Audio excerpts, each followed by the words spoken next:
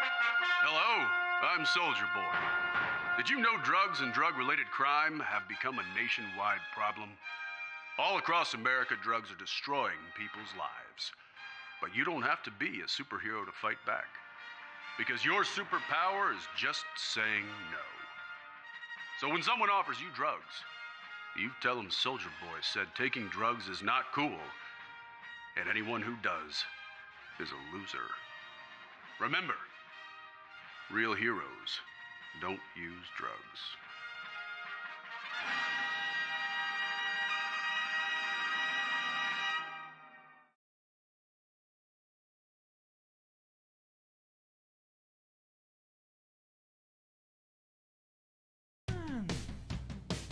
Tits up, top down. Hit the speed bumps going downtown. Cadillac flapjack slapping in the breeze. You can hear me scream. Whoa, whoa. Tanning cannons baking in the sun. Rubber buggy bumpers bouncing round for fun. Server servers spraying like a Tommy gun.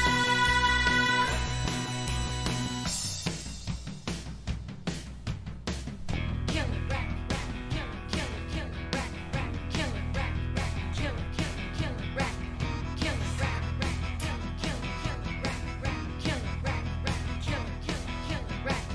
Cream puffs, cupcakes, super big gulp, vanilla milkshakes, big raw busters ripping at the seams. You can hear me scream. Whoa, whoa. Tanning cannons baking in the sun. Rubber buggy bumpers bouncing round for fun. Server servers spraying like a Tommy gun.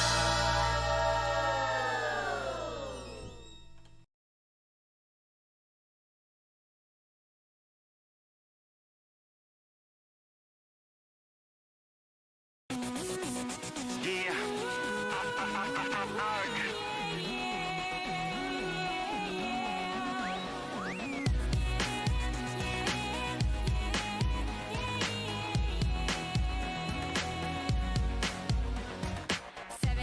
Waking up in the morning, gotta be fresh, gotta go downstairs, gotta have my bowl, gotta have cereal, seeing everything, the time is going, ticking on and on, everybody's rushing, gotta get down to the bus stop, gotta catch my bus, I see my friends, kicking in the front seat, sitting in the back seat, gotta make my mind up, whipsie, can I?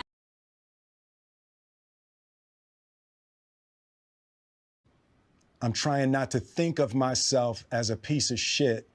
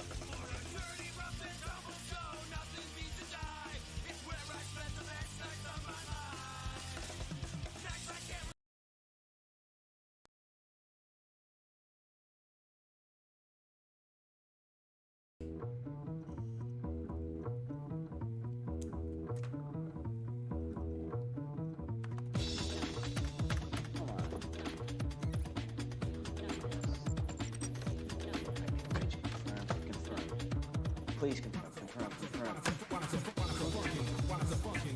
Bruce. Woo. Oh, yeah.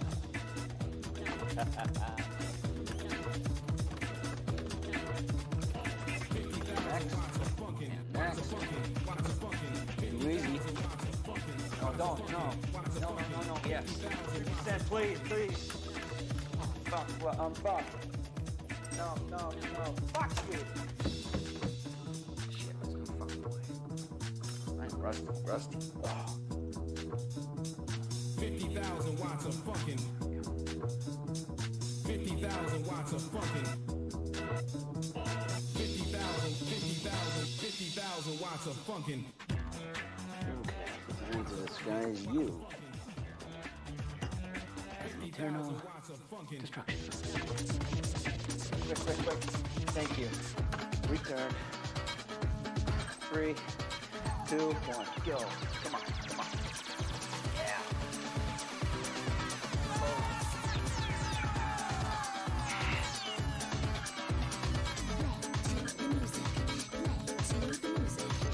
Oh, baby.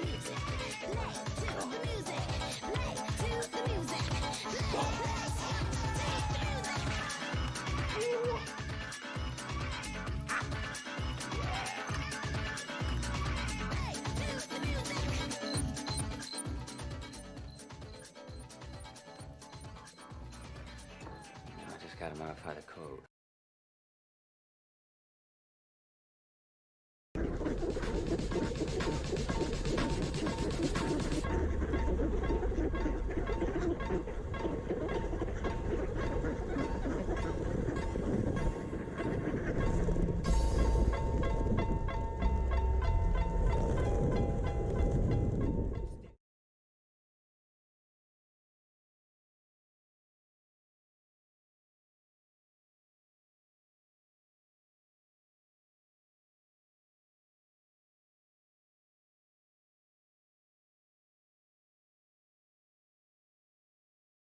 Man, that shit smell good as hell, dog. I'm Jamal. Peace, Silas. So you trying to get something to bring them nerves down too, huh, bro? Yeah, I figured if I study high, take the test high, get high scores. 90% of the time it's already done. Right. Hello! Welcome back to another episode of the Stay Lifted TV Club. My trip was canceled, so we are coming live to talk about just whatever, TV shows and whatever. I'm joined, of course, by my cohort Zazie. And soon you will still be able to fuck with him, just it's going to be at a different time on a different day. So, Bongo Time? Bongo Time. And a huge thanks to Corn Nips, Gutter, Scotty. Am I missing anybody? Hey guys, Leahy. thanks for coming by. How often that we get these out and realize we packed the bowl before, but like just for the show, we're like, well, we can't not pack something now, right? Yeah, I was going to be gaming 7 Days to Die today. Twitch integration, channel points. Actually, it's not exactly channel points. It's kind of like the little mini gambling games. Yeah. But still, that will still be coming. It's just you're here today. Yeah, and we decided to get together and have some fun.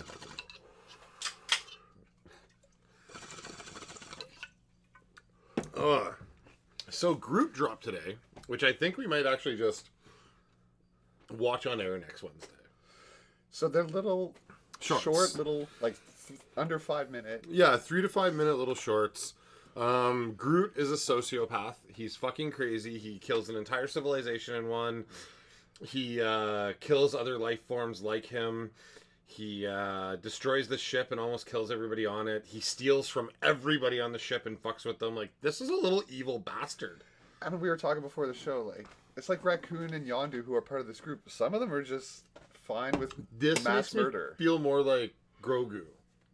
Where, like, the fucker just extinctifies multiple species and everyone's just, oh, he's so cute. Like, what? Yeah, like... He murders a species. And that's why I kind of like Groot, because I'm a sucker for the cute little things like Baby Yoda and Groot. Because Groot's a cartoon, right? The little shorts? Yeah. And I don't really like And watching it's funny because cartoons. him and Rocket look the same as the movies, though. Because they're already cartoon. Oh, yeah. Right? Like, so, but like, it looks good. It's fun. Sounds like Call Me Now. Yes, Grogu. But yeah, like Grogu's a little fucking. Is that not a picture of him eating an egg? Yes. He's committing genocide right now. Look at how cute he is. You can't hold him responsible. Yeah, people used to find that little mustache that was on the end of your nose cute too. But when Hitler extinguished people, they stopped liking that look. You should not. Oh my god. You shouldn't like Grogu. It's like liking baby Hitler. Well, so far Grogu might be the most evil thing in all of Star Wars. You've painted me to a corner by comparing him to that, but we'll name someone worse than Star Wars that has purposely just destroyed a Well, species, even though it was explained to him. He's like 100 years old at this point. Of course, you know that, I'm right? defending the indefensible. I'm just... Yeah. But you know that, right? Like, Yoda was like 1,000 when he died. Yes. Grogu was like that. 100 years old. So I think he understands a bit. It's time travel. Anyway. Baby Jar Jar worse? No. Because they did... Even if Baby Jar Jar would have became Big Jar Jar and would have became a Sith Jar Jar, I'd say Grogu is still worse. I mean, this doesn't even make sense, but they're adorable. It really feels... Oh, he's holding a sand person. For a second, I thought he was holding like a statue of Buddy Christ.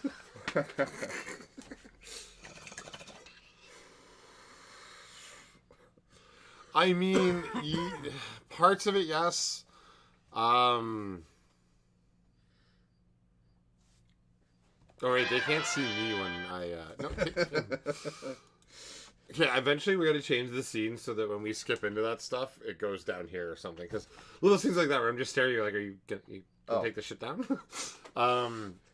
But yes, the stormtroopers are based on stormtroopers, the Nazi ones. Yeah, I mean, of course.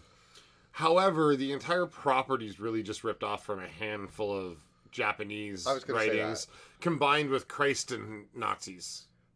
But like every parable about a superpower has evil stormtroopers in it. The Nazis weren't new to that idea. People pointed out the original Star Wars, just famous story retold. Mm-hmm. Like good versus evil. Like this straight up the hero's journey told in a plain and simple format. Yeah. We get an anti-hero involved at one point. Like this is literally the absolutely... Wesser, well, Bongo Time. Bongo Time. Good to see you again. Thanks for rolling up with us. Yeah, and you caught it at the start of the stream instead of the end, like last time. So sorry we were getting off. We were unreasonably high last week. Like, I don't know what happened, but... Oh, we always hit the tipping point and then we just start rambling. But that was, like, at the end of the stream, I was... Even afterwards, I'm just like, I'm fucking high. But it had been so hot for so many days, I think I was just burnt out. We were at the past 3 hours, so... Yeah. Bongo Time for Western. And you said Rolling Up Boys. I want to talk about the boys more, too. Like, I still haven't watched the In With the Deep little short that was released 2 weeks ago. Let's absolutely watch it live on air right now. Yeah, we can do that. It's on YouTube, so... I love that YouTube will flag us for watching YouTube stuff. So, Zach, this is one of those moments where I'm like, this is where you have to talk while I do stuff. Well, it's posted by VOT International channel. VOT National News Network. I saw a different YouTube channel that it was posted under. Really? We'll see when we look it up.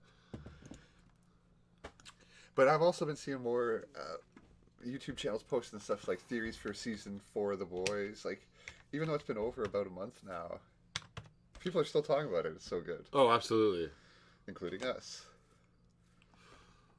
We're just looking it up now. We'll put it on. Going to share our screen. What's it actually called? Into the Deep? Oh, it is by VOT International up there. Just click on the channel. It'll be their newest video. Oh, okay. Deep Thoughts with the Deep? I don't know. Yes, I believe that's it. All right. Now just remember which one it is. Yep. We're going to share our screen here. Nope. We will in a second, though. Click on this one, then click on that one, and then okay. And boom. Now we will.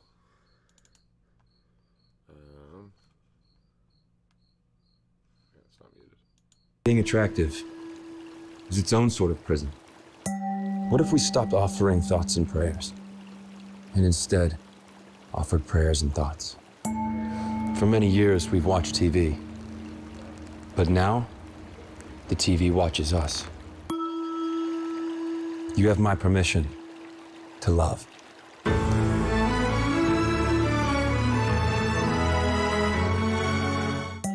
My new motto for mental health: real eyes, realize, realize. Sit with that one for a minute. It's hard to believe that 10 years ago was just 10 years ago. So it's totally normal for a guy to be named Guy, but weird for a girl to be named Girl. For a freshwater creature, frogs are really cool.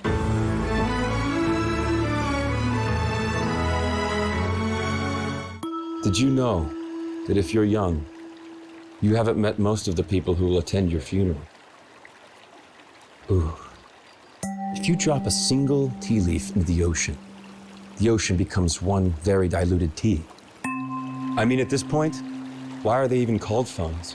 Did you know we spend all of our time watching the time? Most of the time. But what happens when we run out of time?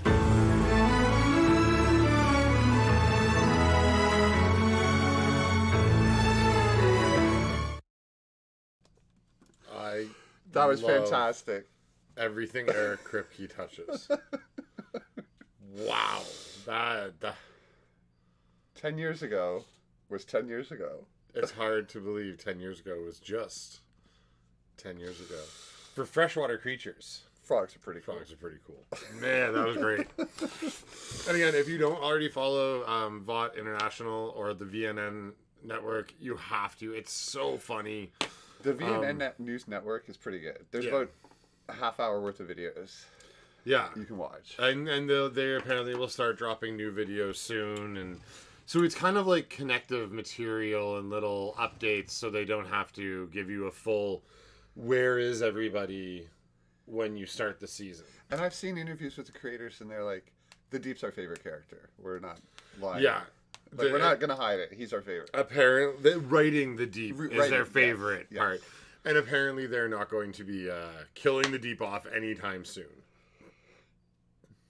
I hope not. What they said. Yeah. I'm just going to put us up with no volume so I can. We watch the TV, but the TV watches us. I mean, it's true. Real eyes, realize. That one's pretty good. Actually, I've heard that one before. I feel like that one might actually have an ounce of depth to it. Not quite deep. They all did. Deeper and deeper. Oh, that was so good.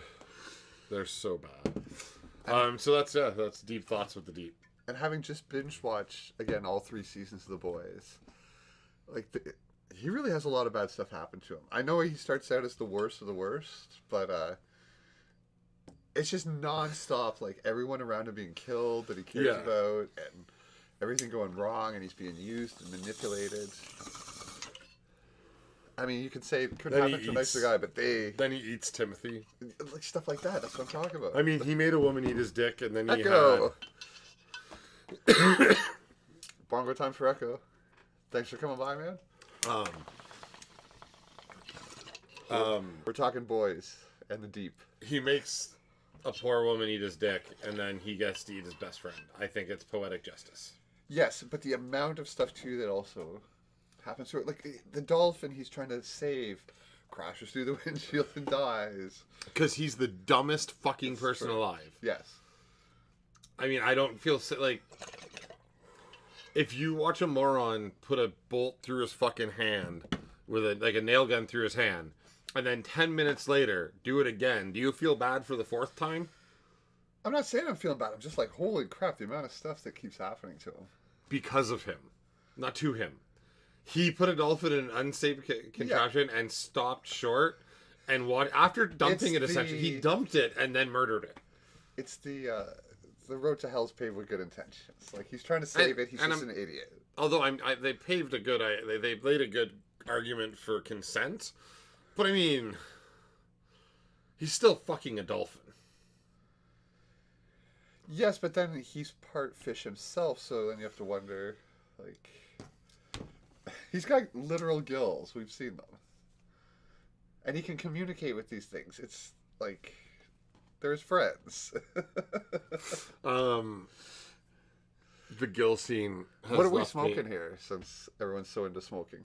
Oh, tonight we are smoking Tiger Bomb. This is a new brand from Headwater. It's LSO, and that means it was grown in live soil. What live soil is essentially soil that is continuously regenerating itself through use of things like microorganisms and stuff that eat stuff inside the soil that poop out nitrogen and everything else that the plant needs, and this allows for a much healthier and better tasting cannabis. You can find that at Mad Dab Labs at maddablabs.com. And at some point tonight, we're going to check out their website, and we may show you how to order if you so wish to order. And hope they might stop by later. They might. It was actually. You were at Snazza. Did you catch the show where they showed up? Yes, I watched the VOD. That was really stoned at the end. Yes. Oh, but I have to say, you guys handled that gravity bong like pros. Yes. Like all three of you. I think one of us cleared our throat once. I was watching it going. Nope, couldn't do that. Yes, essentially fancy compost. But really what it does is it allows you to never really have to amend the soil. Anytime you've amended the soil, it's because the soil has been eaten up. It's been all the nutrients have been taken from it. So rather than ever have to play with that and have the plant get more food and less food and more food and less food, you build a ecosystem that continually regenerates itself so the plant has a constant and steady source of nutrients. Bongo time? I may have worked in the cannabis industry a little. And potential that the new compound is going to have a whole bunch at it. Sorry, I thought So what do you think overall of Groot? Like, was it good? Is it worth watching? I mean, it is cute and a little dark, really. Like, I don't think it means to be dark. Because, okay, so, honestly, the whole thing is similar to the first episode of Diabolical. Like that, everything feels pretty Looney Tunes. But they're doing terrible things. Well, you have to watch it because you'll laugh and go, yes, he did, but, like, these are funny things. So, killed a similar being, murdered a whole population of beings. But he's really cute while he does it. Yes. Oh my god, okay. Fuck, there's, like, I want to put, we should have downloaded them. I want to put one on. Can we just share our Disney screen? No, I'm not going to share that. Good. But, there's one where, like, it's just called Groot Takes a Bath. So he finds this little pond and there's a whole bunch of growth around it and puts some mud on him. And every time he puts mud on him, he grows these leaves. And yeah, spoilers, but these are 3-minute fucking shorts. Get over it. Sorry. But when he gets too far away from the pond, all the leaves fall off and die. So this little creature that looks like a multicolored squirrel is making fun of him, laughing at him. And then jumps on him and wrecks him, and then when he goes back, the pond's now empty. He's done it too many times. There's no water. There's no mud. He's, almost like a metaphor for capitalism. And then the creature starts laughing at him hysterically, and then it just cuts to Groot walking away with a new, like, fucking, like, throw around his neck that's the color of the little beast. I'm like, did he? And then it cuts back to him, and the beast is alive, and it's a little mess, but it's been de-skinned. I'm like de-fur. I'm like, holy fuck, Groot's kind of brutal. Like, something laughs at you, so you rip off all of its hair. Like, that'd be like you laughing at me, and I scalped you. I don't think the punishment follows the crime. You do need to watch Diabolical. Don't you like it better than the first 2 seasons? 100%, yes. And honestly, and he'll get mad at you, you almost don't need a lot of the first 2 seasons if you watch Diabolical, because it tells you a bunch of little plot points and rules of the universe that can just allow you to start watching. I just realized you're confirming, too, kind of what I've been saying, though, where not a lot happens in The Boys progress-wise. Because, yeah, you don't need to see the first 2 seasons. They're still kind of where... I mean, if you're someone like me that you just want to know the rules of the world, Diabolical. Hey, Boogie Woogie. Yeah, Diabolical's great. It's like the Animatrix, where each story's different art style and writer. Yeah. And you Christian can really Slater's episode's pretty dark. You can tell who some of the writers are. You'll recognize them from other shows. Oh yeah, like it's not even hidden. Like, they do a Rick and Morty style episode where all the characters have like the weird eyes. Like, they look like the Rick and Morty art. Yeah, and it's the same like, kind of... Rick and Morty isn't in it. It's just Justin Roiland and the crew got to do one episode of it. All right. Yeah, Bongo Time.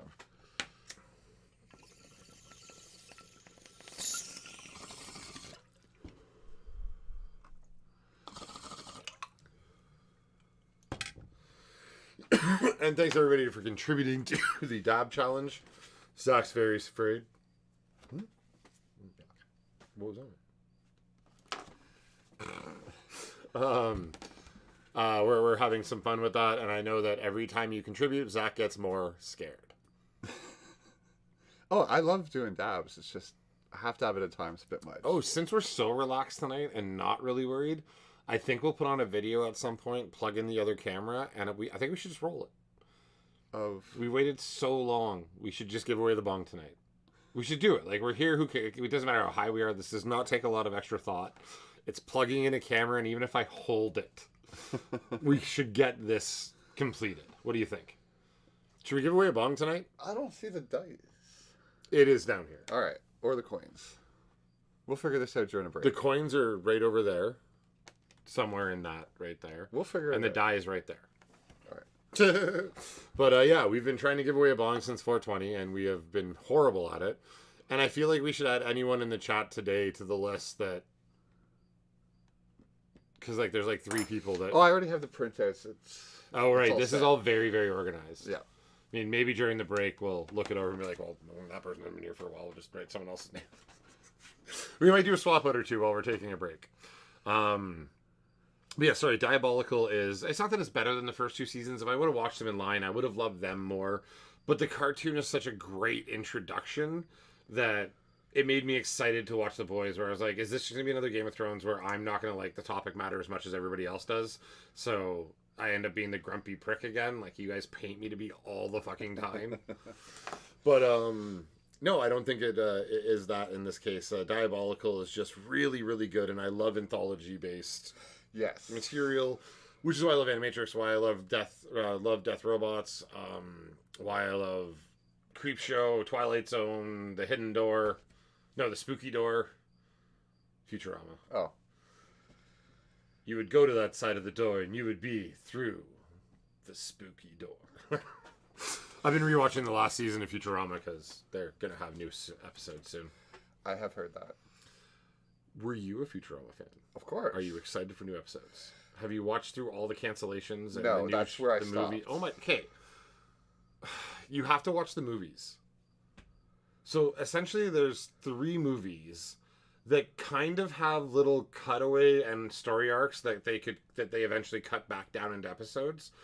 On purpose. Like, these were episodes meant to run into each other that make a movie. I remember what was happening at the time. And, well, because they weren't on a network. They just had these stories ready, and they're like, all right, we're just going to release them. And eventually that got them back together with their There seems to be team. a thing where once the show gets canceled and comes back, I often don't watch once it comes back. I don't know why. Family Guy? Family Guy's the only one where I really did that, because it was my favorite show, kind of. And I mean, Futurama's totally worth watching. They got weird after that. They had fun with it.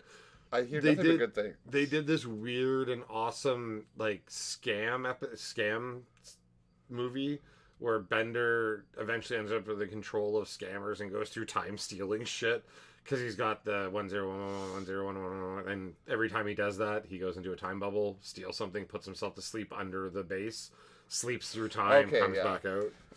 And then eventually that makes a whole bunch of paradoxical copies, which creates like the gray...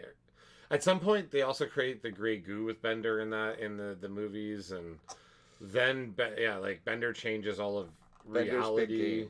I might have seen Bender's Big Game. Okay, Bender's Big Game is where he accidentally changes all of reality, and they end up in essentially Dungeons and Dragons, and it's really fucking good. Again, it's been like 10 years since I've watched any Futurama. And then there's the Scammers, and then there's the tear in after everything. They make a tear Bender's in Big reality. Score, yeah. Bender's Big Score is when he goes back in time over and over again. Bender's Big Game is when they go back and do Dungeons and Dragons. Yes. Oh. And then the other movie is where the whole world falls in the... and Futurama, as smart as they were, called out... I don't think they were making fun of something back then, and they did this by accident. But Schlurm, like, using pronouns for this alien because it doesn't fit into traditional... Love the tentacle, yeah. Schlim and Schlur, they are the pronouns for the tentacle monster. Love the tentacle. And the tentacle's David Cross. So I love David Cross. Cross. When you finally... Okay, so, like, this whole thing is this tentacle monster coming after everybody and grabbing onto everybody's necks and taking them over body snatcher style. And then when they're like, oh my... Like, you realize Layla and... somebody realized that the tentacles are actually its penis, its sex organ. So everyone freaks out and like, oh wait, I didn't mean for this to happen. It's David Cross's voice. It's so they do so good. It's like Love Sausage from The Boys. The superhero whose penis is extendable tentacle. But in one of the earlier seasons when they're at Herogasm, he's there and it's like a round and my favorite callback from Herogasm to the first episode is this. No, because he's in. I mean, no, not the first episode of this season. I mean, the very first episode ever. He dives into a woman's vagina. And I love to show that picture anytime I can with no setup whatsoever. I've noticed. The first time someone said, "Oh my God, give notice," I'm like, "Oh, it's bothersome. I should do this more often." I can't believe you stopped watching Futurama. It's like it's one of the best written cartoons of all time. But look at all my favorite shows how I don't finish them. That's a good point. I want to have something that I know I'll love waiting for me, because there's endless amounts of new stuff all the time. And I know, oh my God, I got to finish Mr. Robot. Oh my God, I got to finish Futurama. Like, wait, you're done, Mr. Robot, right? No. I have not watched season 4. I don't remember what fucking happens now. Oh yeah, I know, right. I'm going to set a date eventually and be like, if you don't tell me, I will surprise you with spoilers nonstop. But it's my favorite show, you can't. Oh, I know, but I want you to watch it. I know. But then I'm just going to die of old age not having finished. Exactly. Like, you're like, Barry, bring me my laptop. I must finish. You're like, dude, you got fucking time now, asshole. I don't want to talk to you about it now. Oh, Boogie Woogie. I programmed for 20 years, basically. And it's the one show that freaking got stuff right. Like, earlier, during the intro, I've even played Operation Swordfish. One of the worst portrayals of programming I've ever seen in my life. Whereas Mr. Robot, you freeze frame the screens and look at what he's doing. It's like, oh my God, he's running at the IMAP thing. And like all the steps he follows. Yeah, that's what you have to do. If you want to kind of do what he's doing. So you're saying you can learn how to hack from freeze framing? They know what they're doing. They're following the process. They don't show all the boring details that would take him hours. And he does stuff within a day that would take weeks. But that's supposed to be the point of his character. That he's the ultimate genius. But even further so, because of his DID, he can just shut off all other function and program.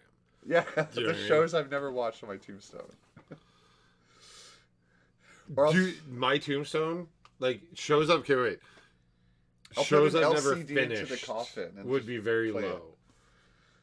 I thought of something today. So someone's like, this is how I want to be buried, and it's just a guy in a fish tank getting hit with smoke. But I'm like, what if you put 2 6-foot-long pipes, right, going to my casket, and they both have caps. So you open up one, and you pump in weed smoke until you see it come out the other, then you cap them both, and someone just comes and does that every couple of days. But then I'm like, then there would just be 2 exhaust pipes to a decaying body, drenching smell all over the graveyard. I'm like, all right, well, that might not be ideal. Have you ever thought about when there's really heavy rains and the ground is super flooded, that all the bodies are floating in their coffins near the top? No, that doesn't happen. Because maybe if they when they were really, really old, but as the body's decomposing, there it kind of becomes like a gelatinous glue that so just it'd keeps be more like it to a the bottom. soup full of a bunch of coffins full of soup. Well, and here it lies one. Well, yes, but the coffins also shouldn't get water in them, as far as I know. Oh, I know, because corporations have high standards and they build things properly. Yeah, good point. Like, there's no way funeral companies would skip on something as important as keeping a box 6 feet underground perfectly hermetically sealed for decades, right? It's true. You couldn't save any money by cutting corners there, and they would never do that. You know how when you're younger, you're told not to step on graves? Oh, I do all the time. So I try not to, actually. I cut grass at a graveyard, and I remember just saying, like... Oh, wait. So now I have lawnmower. to... Yeah, like, I have to drive over every dead person that's ever died in my town. That was a weird... That's probably just one of those social customs cultural, where... Yeah, you shouldn't step on graves, but of course the reality is lawnmowers have to go over them. And... Thank you, Scotty. Now that I remember what Badoo means. And of course, I'm drinking something 10 times worse than Zach, because I bought a case of it to go to Snazza, and now I'm not going to Snazza, so I have to drink it. I saw the case upstairs. Well, I forgot to get it, and I messaged my wife, because I thought I was still going. And I'm like, hey, I forgot to get Monster. I'm always fucking behind on this shit. Like, why am I always, like, late? And it's because I time everything really precisely. And then I'm like, oh, I can do everything in this amount of time. I can leave it exactly till here. So, like, I didn't pack a single thing for this trip until 12:30 today, being picked up at 3. Do you think I prepared more for my trip? Yes. No. In fact, your car was packed for days. Yeah, that's true. You went and bought stuff. You did preparation. I literally packed my bag.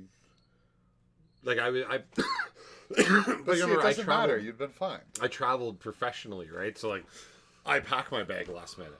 In fact, I can... That's what pros do. I'm a professional. Look it up. How many days can you fit in, like, a regular backpack if you were going to go away? I never go anywhere. I don't really know. Like, you went to Ireland. You've traveled. You've stayed outside of your house before, I did that 11 years ago. I don't remember. Okay. I've been to Italy for 7 days with only a backpack and an extra set of shoes. We're guys. We could just wear the same clothes for a week, too. Oh, I was there doing business and shit. No, like, I was there for work. It just, I became very effective at packing. As a professional, you mean? I'm a pro. That's what pros do. I'm a professional. I mean, I technically Look it was. up I got in the paid book. to travel around North America. That was what I did for a living, was travel and teach and build printer tech. Sell Bibles door to door.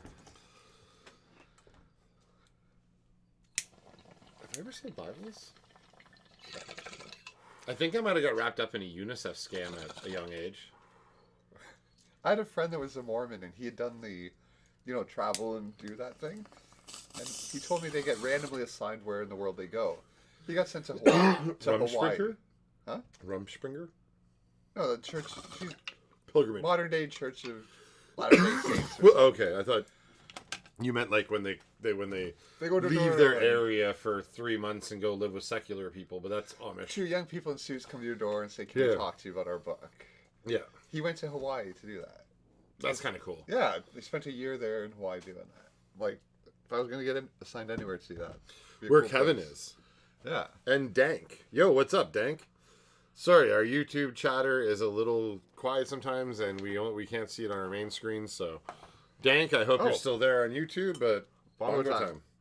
I just railed one and need a sip of something other than Monster. Oh no.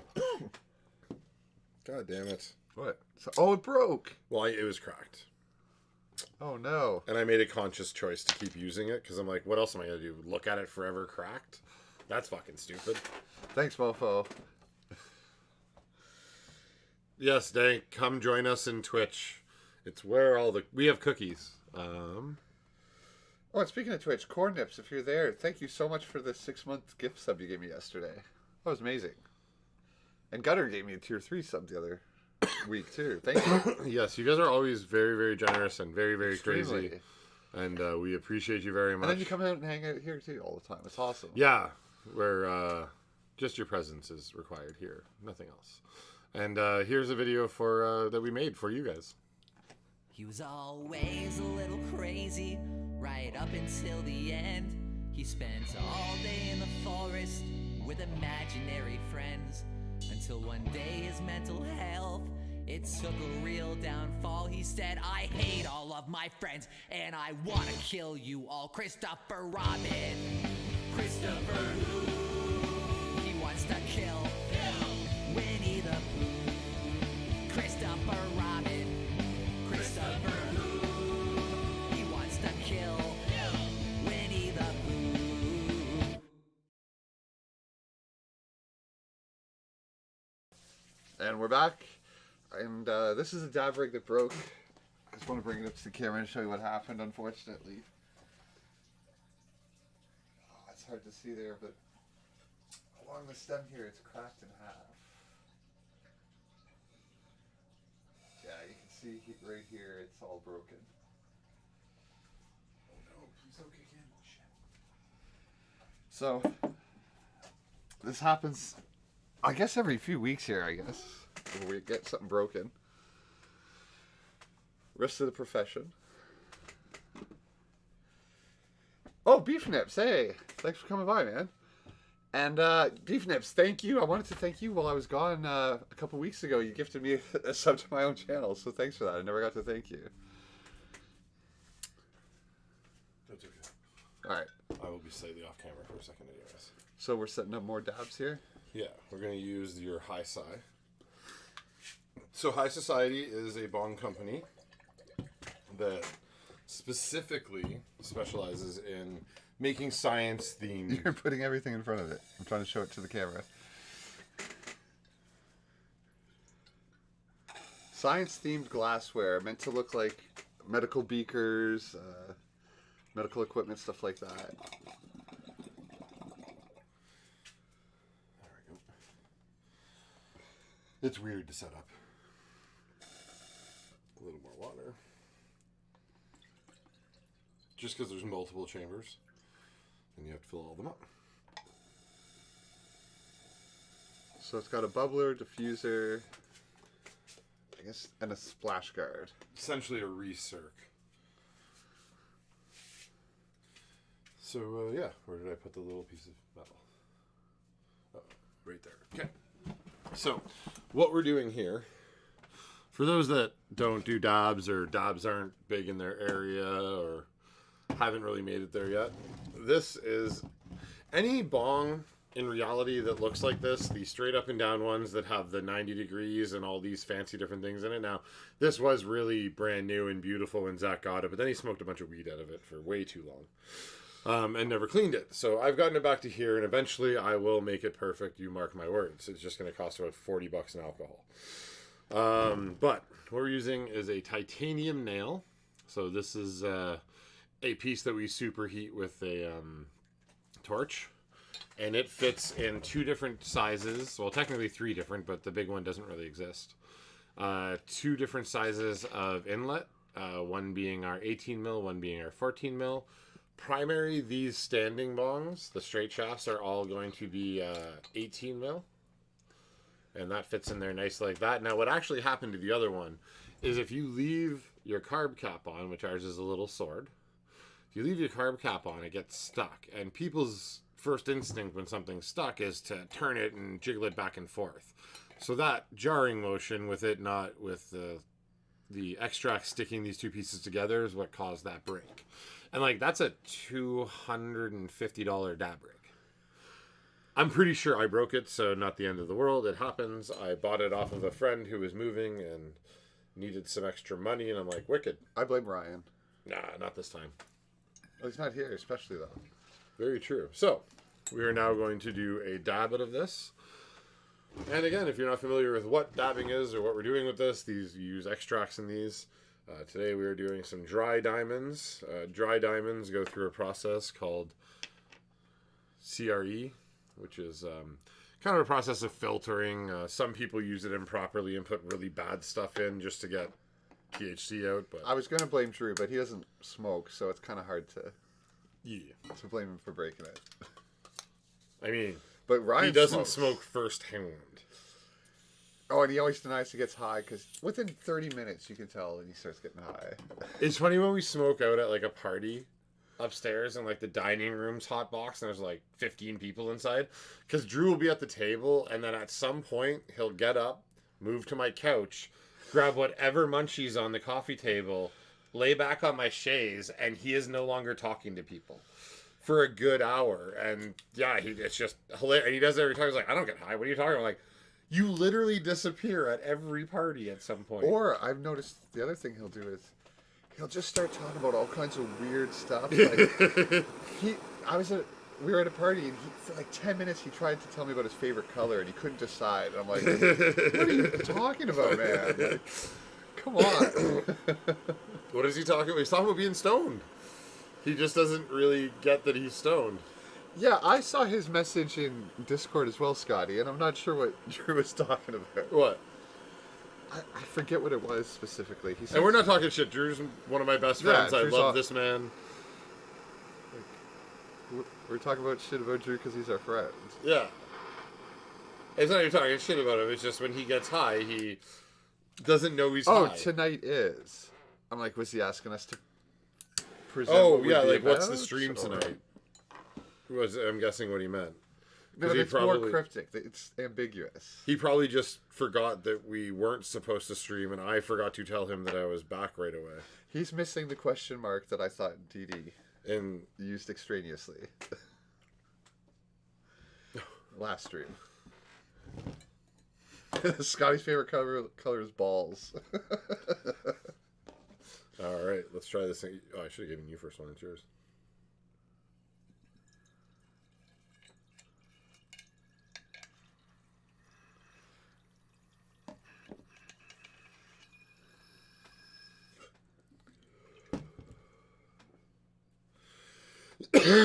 I think there's still too much clogging right there. It needs a full alcohol soak for like 2 days. But it's I've tried. It's such an awkward corner inside the glass. That's why you need 99, so it just eats it away. And not to fuck these up in the first place. Hey, I didn't know it was a dab rig at all. But you could. It's clear. You saw it getting dirty. This does not matter that it was a dab rig or not. You saw it getting dirty. All my bongs are caked with an inch of... You have a physics... You can see that's small, and you put stuff in it till it was clogged. Yeah. I mean, volume and area. Of course. A recent conversation we've had. Volume and area. Which you learned in what grade? We had a conversation about surface area and ratios. And you learned that in what grade? 5 and 6. Surface area and... Yes, and I understand it all. I'm just like, man, it's cares? getting really clogged. It's getting really clogged. Zach didn't trust the science. Hey, it still works. Ish. Oh, don't fall out. All I know is I smoke it, I get high. What more do I need? That's a good point. I guess I'm being greedy that I wanted to have some airflow too. Yeah, you just have to pull harder. Really? Thank you.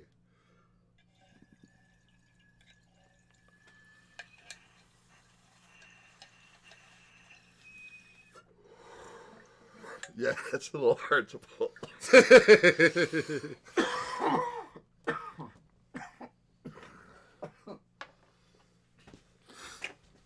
I'm trying to train Zach right now, so we're giving him bigger and bigger dabs. Well, if I do that half-gram challenge for the community challenge. That's what I'm training you for. Yeah. Which we are at 53, and we started the stream at, like, I guess 51, and I thought we were only at, like, 47. Oh, so. God damn it. See, I shouldn't have mentioned it. That's what I mean. Like, we're literally only 14,000 away. So I think we'll hit this stream, meaning next week, you have to do a half gram of shatter. A half gram. One shot. That'll be on Monday, I guess. Yeah. We'll probably hit it by Monday or Wednesday at least. It'll probably be Wednesday. Monday we actually have serious topics to talk about. Like we have movies picked. Wednesdays are just more we're you know, though it's TV club, it's also just open chat club about the rest of geekdom and drugdom. Corn Nips, it was 1/3 is what I was smoking. Not Corn Nips thought it was 3/4. No, it's 1/3. You know, McDonald's tried to sell a 1/3 pound burger, and people thought it was less than a quarter pound. Yeah, less than a quarter pound, so it went poorly, and they had to discontinue it. They're like, why is it more money and smaller? It's not small. Oh, he thought it was 6/9 of a gram. Oh, I mean, you can do 6/9 if you want. No, that's more than half. But that would be 2/3. 2/3. Like, wait, don't we have to make this smaller? Isn't that the point of? Or I was about to say integers, fractions. Finding the lowest fractions are two integers over each other. Yes. I feel like you should learn the Harold and Kumar square root of 3 poem. If you are to ever get married, you know what though? It's clever. It'd be the woman that would find that romantic. Yes. Like you should just say I found it romantic. You should just say that to every woman you meet, and judge your interest in them based on that reaction. It's so cheesy though. Like it's painful to watch. Yes, but like I know a lot of pretty people that might not know what an integer is. To be fair, most people don't know the difference, like real number, integer, irrational. I like irrational numbers. Yeah, bongo time for the. I'm trying to remember. I believe irrational numbers are ones that can't be expressed by a fraction. I could be wrong about that definition. It's been a while. But irrational numbers are the ones we use to represent things that didn't actually work or were real yet. What does that even mean? Like imaginary numbers are square root of -1. Okay, that's what I meant. Sorry, never mind. Imaginary numbers, like fake numbers, like they're not real, but they're used to explain concepts that don't work with normal numbers, right? That's the kind of root of them. No, it's they're also called complex numbers. And it's just, there's a physical analog to if you do the square root of -1 and treat it like it's its own thing, which you can't take the square root of a negative number. Because it has to be itself times itself. And so that's a positive. If it's negative, it's going to be... Yeah. So, it's just got applications in sound analysis and all kinds of wave analysis. Fourier transforms, things like that. Or Laplace transform, sorry. I feel like my explanation is still correct, though. It's fake numbers to represent things that don't work right. They're not fake.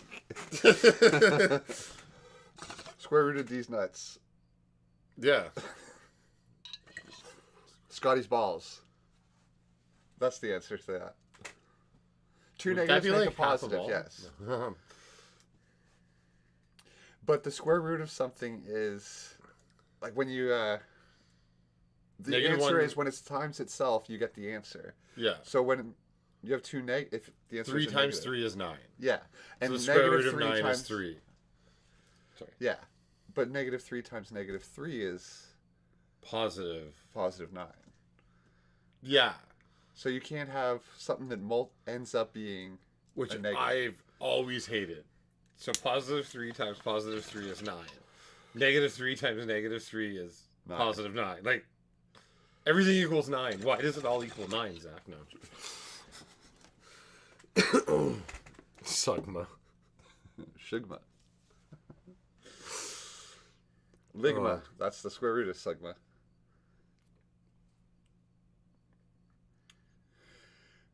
The Tibetus theorem? That's another troll of some sort. It's not a thing. All right.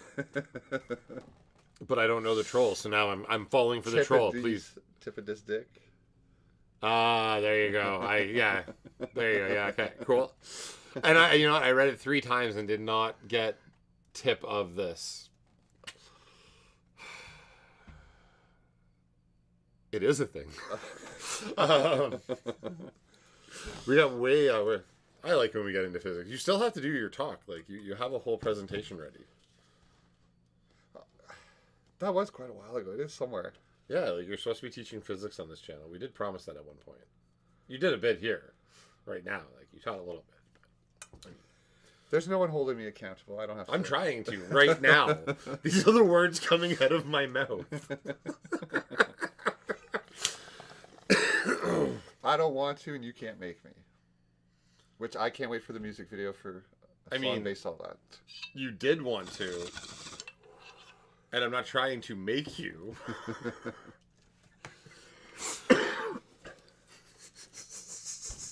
Like I'm manipulating you somehow.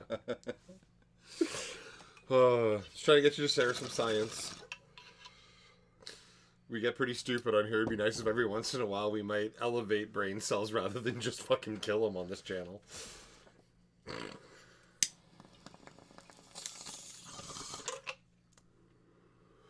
That should be the name of the channel. The Dead Brain Cell Channel. Because tonight it seems like we're just getting stoned. Well, it was planned to be a gaming stream tonight because you weren't going to be here. So good point.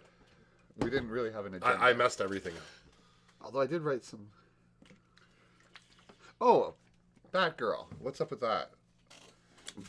WBDC is cleaning house. Cleaning house? Yep. So, I'm pretty sure they're that, or they're doing Why a are they Snyder cleaning cut. house? They're doing a Snyder cut again. So start canceling things people were looking forward to, so you can build hype around them and then release them, or they're cleaning house because they've been like failing a lot, and right now they need to do a whole bunch of tax shit. That's the thing I've heard. Tax write-offs. But I mean, it's because they're failing at the movies. So they do a bunch of tax write-offs, kill these properties, and now start re-rolling some of these properties back into the main line. Because they can save more money by writing it off than releasing it. So they're like, hey, let's just throw it away. Well, the problem is that Ezra's fucking everything up a lot for them in a time where they were already pretty uncertain. A time where Marvel just keeps hitting the mark. Even on their worst properties, they're selling tickets. You know what I mean? Like, people that hated Eternals saw it twice. It's just how the world is. Unfortunately, you're right about that. Eternals a piece of crap. And I don't think it is if you add some context to it. Which we'll talk about in the future. Because I think we're on September 8th, I think we're at D23, we're going to get an announcement for Eternals 2. I mean, it's a whole nother movie, so what you just said, I'll give it a chance. I know I shouldn't, but it's... But we also give every DC property a chance. Like, it's not like we don't watch... It's not like we purposely miss any geek content just because we don't like the studio. Like, you've seen all of DC's movies, and I can't name 4 that I like. No, I haven't seen Joker, I haven't seen The Batman. I think, and that's the problem. Is you're also missing 2 of the better ones that they put out recently, which I've heard as well. But they've burned me so many other times. Now they've burnt us because now we have the Joker 2 coming out with Lady Gaga in it, and this is the continuation of that story. I'm like, what story? This was supposed to be a self-contained film, not building lore. Like, just make something fucking cool. But now they've got 2 years and 300 times the budget. No, I haven't seen Joker, but I've watched all kinds of breakdowns and stuff. I know the story. I know the girl isn't real and all that. So, the first Joker was DC going, sure. The Joker 2's coming. Here's no budget. Go make a movie. And he did. Made a brilliant movie. It's not brilliant. It's literally the comedian and taxi driver kind of smashed into one weird movie. Taxi Driver, I've heard it's that, yeah. Well, it's literally the comedian and taxi driver put together. Like, identical. It's really weird. Yeah, Scotty, you haven't seen Ragnarok. Yeah, really, like... Hi, Dee Dee. Hey, Dee Dee. Bongo time for Dee Dee. Yes, my throat needs 1 second, so I'm just gonna... Yeah, we're talking about DC stuff right now. Just ripping apart DC. But in this case with Joker, so now they've taken this cool low-budget movie. Like, essentially, like, it's not a student film, but it kind of has a student film feel to it. And what they did was now they gave it a massive budget and 2.5 years.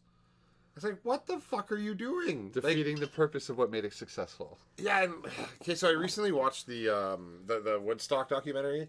And I knew a lot of what happened at Woodstock, but it's a reminder over and over again that no matter what cool thing they make the first time, capitalism will destroy it for future.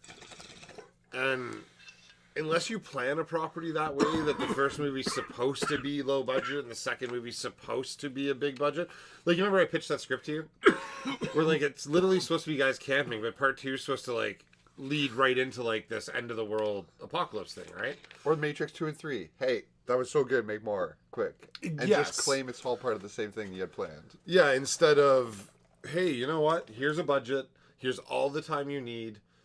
You have 10 or 5 years to finish these next 2 movies and really do whatever you want because you did so good the first time.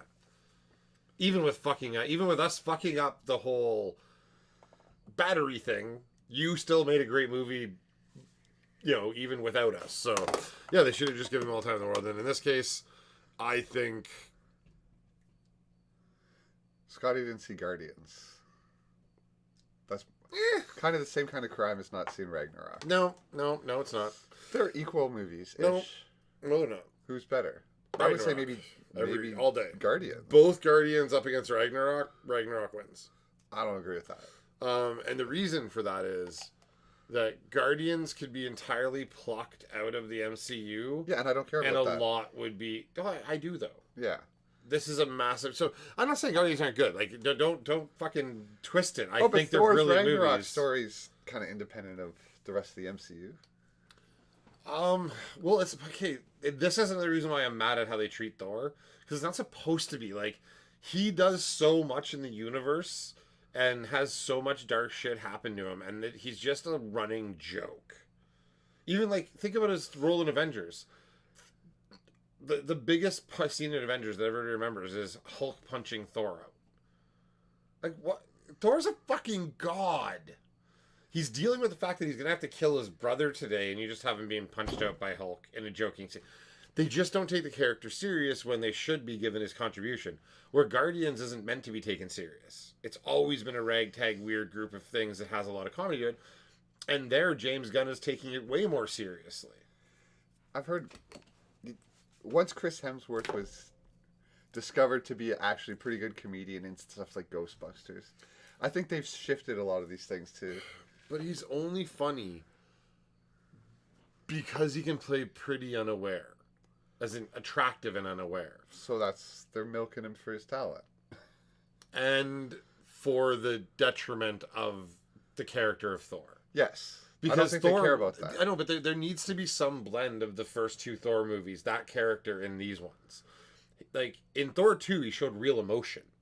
Like, there was consequence. Even though it wasn't the best MCU movie, at least it handled some depth. Versus just 2 hours of quippy jokes and big fight scenes. Yeah, I'm still really mad about fucking Gore, okay? I'm really fucking pissed off. I have hours to talk about Thor when it hits Disney Plus. Which will be when? I'm dreading it, so I haven't really looked it up, but August, I think the end of this month. No. Wait, when did we go? July 6th, right? So it'll be October 10th, roughly. I think they're already done making money off of it. Where's the phase image? Is Groot on here or no? This is just the big show? No, so this is 5. Groot's part of 4. Okay, so Groot would appear on the... We don't have the 4th image. No, right, but it would appear there? Yeah, it should be. Like, it was announced on there. It's part of one of the images that they released a couple years. Like, we've known Groot was coming for years. Yeah. I'm really looking forward to Loki Season 2, Blade, and... probably Captain America. So, actually, I think we only got like a quarter of the way through this the other day when we were breaking it down because I was getting really explanatory.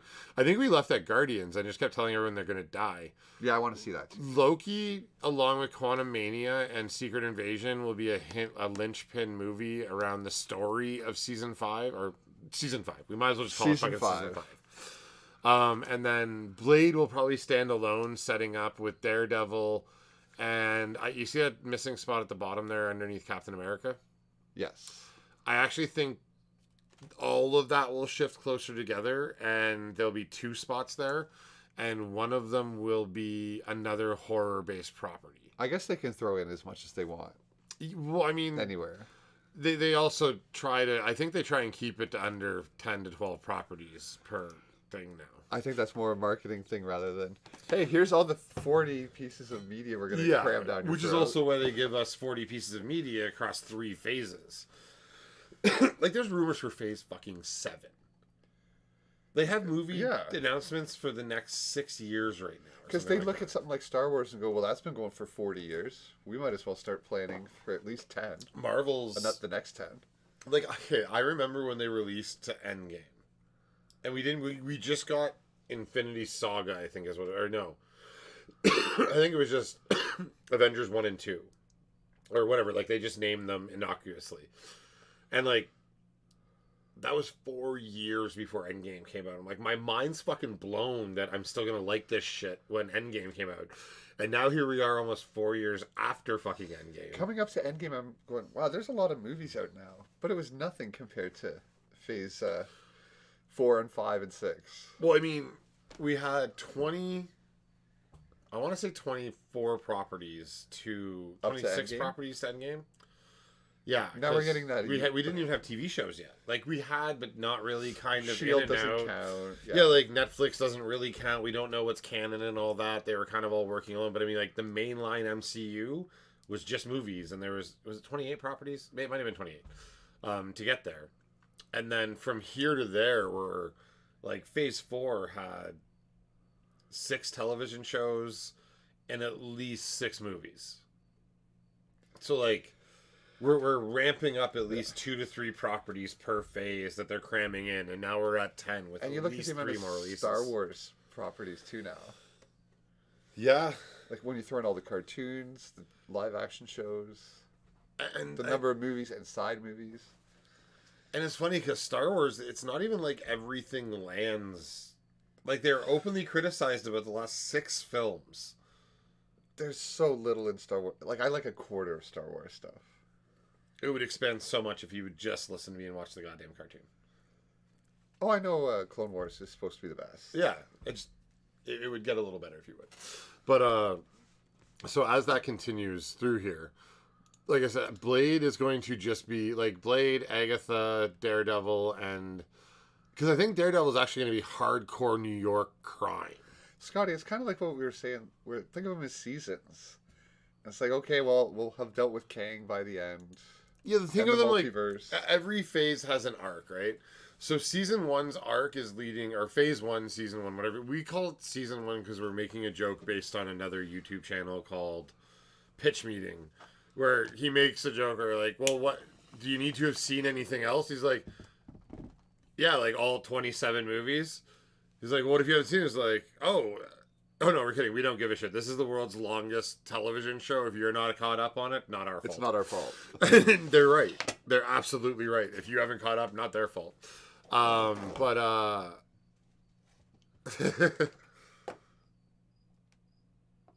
sub. What? Oh, to Dee Dee, I think. Oh. Congratulations on affiliate. Yeah. Bongo Time for Dee Dee's affiliate. Go follow Dee Dee. Dee Dee Marie streams games. She's she's pretty good, but she has a hard time with fences at times. Dee Dee best VIP. I watched her trying to get around a fence for like 10 minutes, and it was funny. But she's also funny while she's talking, and I think her chat might be one of the best chats out there. No moderation, and I'm pretty crazy. That's not true. I'm a mod on Dee Dee's channel. Yeah, but nobody does anything. Are you saying I'm... Well, I mean, you guys might add commands and screw around, but I mean, no one ever stops any of you from saying anything. I ban Scotty as much as I can. Try and keep him under control. I get pretty weird in that chat.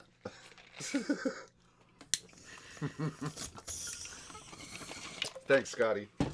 It's like Sabrina After Dark chat. That's not true, Scotty. I've seen Call Me Nod, the real one in there. And I didn't kick him out, so... I haven't made it to any badges in Dee Dee's channel yet, even though I talk like a lot and stuff. No, I'm joking. I have no idea what to do with being mod in anywhere. I don't even know what the fuck I do with my channel. I didn't know people could affect our channel, actually, until, like, they made commands, so... Well, it looks like we lost Anchor. He was just lurking on YouTube. Well, that's alright. I'm trying to remember where this conversation started, because we digressed a lot. All right, DC, and why they're getting rid of properties, and what could be happening behind the scenes with that. And I mean, they're holding on to mainline properties, that like Adam's obviously, Black Adam's coming out, Shazam's coming out. Currently, Flash is coming out, but I mean, I am losing faith day by fucking day that Flash is not coming out. I did find the Flash video we got here. We got a little... Oh, where'd it go now? There we go. Go to outer space, motherfucker. That's the easiest shit. I sent a bullet in outer space 500 billion years ago to ride a gravitational wave just to destroy your spaceship. That's how I do shit. The Flash, motherfucker. And again this week, he's charged with something new that we didn't know about. Oh, right. Like, full-on hand-slapping someone. He broke into someone's house and stole their alcohol. Oh. Well, last week it was slapping someone publicly. He's crazy. Deleted Scotty's message. Oh, you guys are funny. So yeah, DC I think is cleaning house because Ezra is fucking everything up. They're running out of. Gunnar, I know what you mean. Where it's like, I just want to see where this train wreck goes. Except he's also been seen wearing bulletproof vests and being armed driving around the country. I'm like, why is no one stepping in?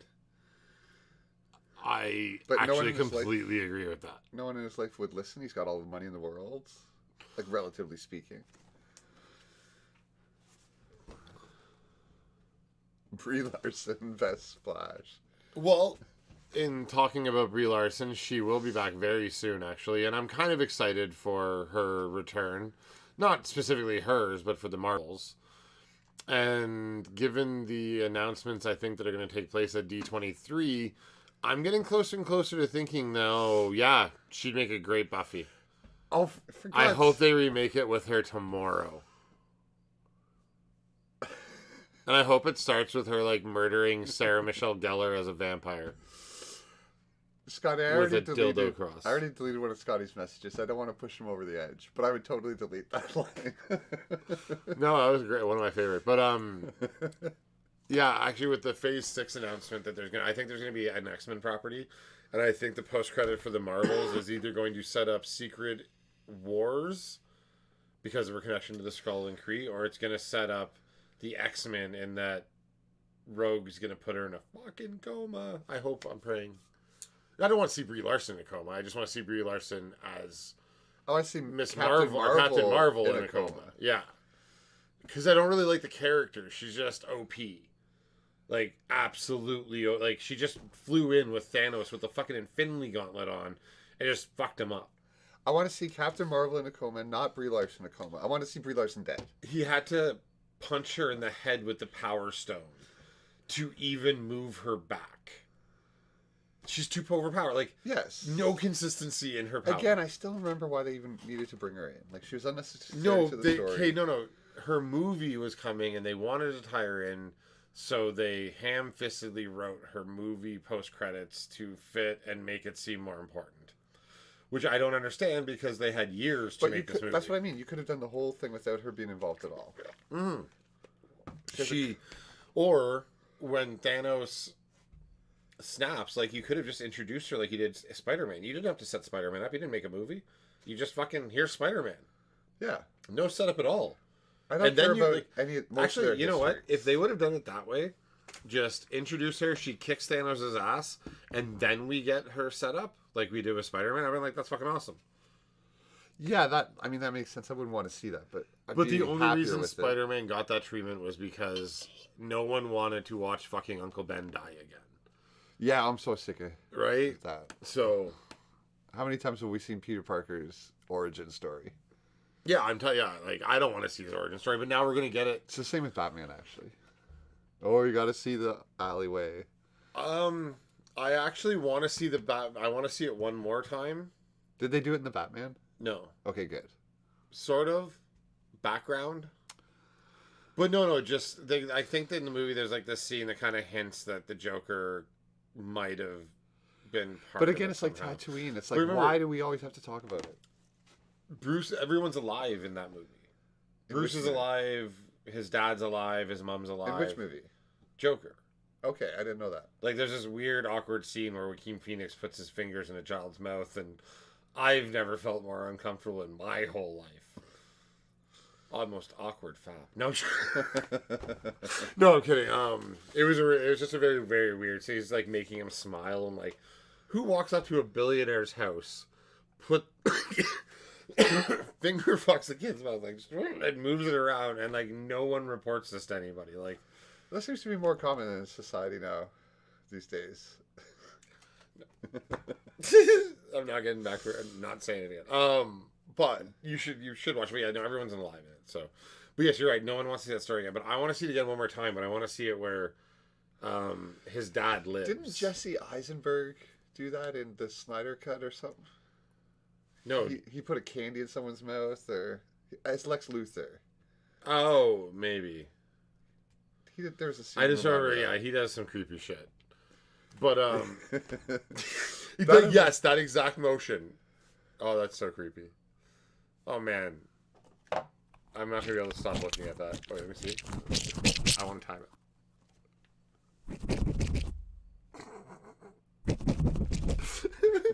Sorry. I know we don't want to like. So I just want to see where Bruce and Martha die, and it's his dad that kind of turns into Batman. There is a version of that, and that's the version that the Flash is supposed to go back in time and see that we all rumored. But Michael every Keaton Batman movie, we don't. No one's like, oh, Batman came from something to do with his parents. Like, just forget about it. Yeah, we know it's there. We don't need to go over this again. And like, but like Christian Bale's Batman doesn't do it as badly. They kind of make it a little flashbacky and a little. So like that was okay, and I don't think the Batman does it. The Batman just kind of raises over the fact that he's Batman at all. Good. Although Schmeagol kind of gets fucked up. Schmeagol's in the movie? Yeah. Like, he's Alfred. Really? Yeah, like, what's his dude's name? Oh, I'm totally blanking. Gollum. Yeah. Yeah, Gollum. But, or... Andy Serkis. Yeah, Andy Serkis. Andy Serkis is, Alfred. I hate how many roles Andy Serkis has taken over his career, especially the motion capture ones, because it's like, dude, you don't need to do every famous motion capture role ever made in any movie ever. Like, give two other people a chance. Come on. I mean, I hope we didn't spoil that for you. Apologies. That's what I mean. Like, I hit it while you were talking earlier. You didn't notice. No, because I'm an attentive co-host that, just... No, I'm joking. No, I'm a stoner that talks too much. And we talk about tension with... When we watch old movies, like Benobi, Obi-Wan Kenobi. We know they're all going to make it because they're in the later movies 10 years down the road. And it's like, oh my god, Bruce Wayne's parents are going to the alley? I wonder if they're going to make it or not. It's the same thing. Like, alright, how are they going to do it this time? Oh, right. Never mind. In Batman, they really played up the whole I'm afraid of bats, take me out of here, and the whole play with Christian Bale's Batman. Never mind. Yeah, they really dove into that. But at least that was in the early years of it where they... Yeah, but we'd already seen Michael Keaton's mum die. We've already... I mean, like, we'd seen But now we're on, like, number 9 or 10 of doing it. Oh, yeah. I was tired of it before Bale's. Yeah. And, like, even Gotham, it's like a half-season fucking arc just watching his parents die in flashback over and over and over again. Because the setup for the, like, previously on Gotham. Yeah. Is like, oh, great, I just watched Bruce and Martin. What the fuck's his name? I can't think of his dad's name right now. Bruce Wayne's dad? Yeah. I don't know. Dad? Really? They say his name all the time. Like, he's the root of evil in most of the Batman stories. Or he tried to help the city and fucked up. Or, shit, what's his name? Bad Dad. That's really going to bother me. And it doesn't matter at all. No, but I can't continue. This is why we need a laptop. Every time I watch Flagrant and see that one dude with the laptop, I'm like, oh, I realize that his job there is to both be funny, talk, and check shit out quickly. That's what Jamie does on Joe Rogan, yeah. Yeah, but we never see Jamie. Jamie's just... I didn't even know the guy's name. Oh. Jamie, pull that up. I don't think I'd ever really just noticed him saying the name. No, it's not Mr. Wayne. It is Mr. Wayne. I guess it is, but... Oh my god, this... Well, show's done until I fucking think of it now. Little Bruce would call him Batty. Mommy and Batty. Howard? Wait, no. Howard Stark. Yes, but no. That'd be a crossover. You find out Howard I have Stark. to Google it. It's bothering me. Don't. It's actually bugging me this much. Bongo time for right? Like Mr. Wayne. This is killing me. I hate that I have to look this up. Thomas Wayne. Oh my god. Yeah, I did know that. You asshole! You let. No, I forgot. Okay. Like you just let me go through that. You know how much this like stopped the whole show because I couldn't think of a name. Sorry about that, guys. I have one. I call them brain pimples. I can't stop until they get popped, which I realize now is like the grossest depiction of that possible. Like there's lots of people like to watch that. Like a pussy growth inside my brain that has to be popped before I can move on. Oh, I can't believe our show would talk about something gross. I definitely didn't Google it too. But I should have known Thomas Wayne. Thomas and Martha Wayne. Why'd you say that name? Sorry. You know, when I was in theaters, I was actually like, I never noticed. That's kind of a cool reason. Like, explanation out of it. What's Superman's dad's name? I don't actually care. That one I can move on. I've never liked Superman. Oh, he's my favorite. One of my favorites. Favorite DC character or your favorite superhero of all time? Well, I would say Dr. Manhattan. Wait, is that the same universe? No. Marvel. No, DC, but not connected. No, Yeah. they're not connected to anybody. They're an entirely different comic. Right, I don't know why I thought that. Oh, it's Dark Knight? I forget.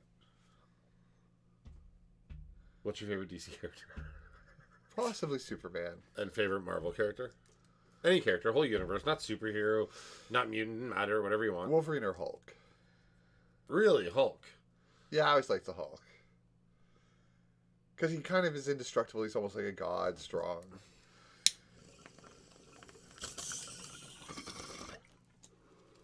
More like a tool than a god. An effective tool, a useful tool, but a tool nonetheless. I guess I would think of it as if I could have his powers and not be stupid. Brain dead? Like he's a Professor different Hulk. person. Yeah, Professor Hulk. All right, I think we should do that. We should paint you green for Halloween, and we'll call you Professor Hulk. Get you a T-shirt with your physics degree printed on it.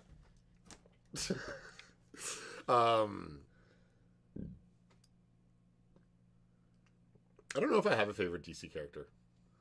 Or Dr. Manhattan. Dr. Fate? I said that again now. Dr. Fine. Fate? Probably. Ooh, Dr. Doom. I always like Dr. Doom, too, from Marvel. Yeah. I mean, Wolverine from Marvel. He's my favorite character. He's gruff. He's usually on the side of right. He defends justice hard, but he'll Super murder. cool powers. Like, he'll kill them. I always loved his powers. I hated all the bullshit altruistic, you can't kill. Why can't you kill? They are bad people killing people. Like, I hate... What? No, murder the bad people. Yeah. I didn't like it in the movies when he wasn't like in the comics. Because in the comics, he slaughters everyone. Logan. Like, the scenes where he just went at the guards, Logan like, got it that's right. what we were looking for Yes. all the time. Yeah.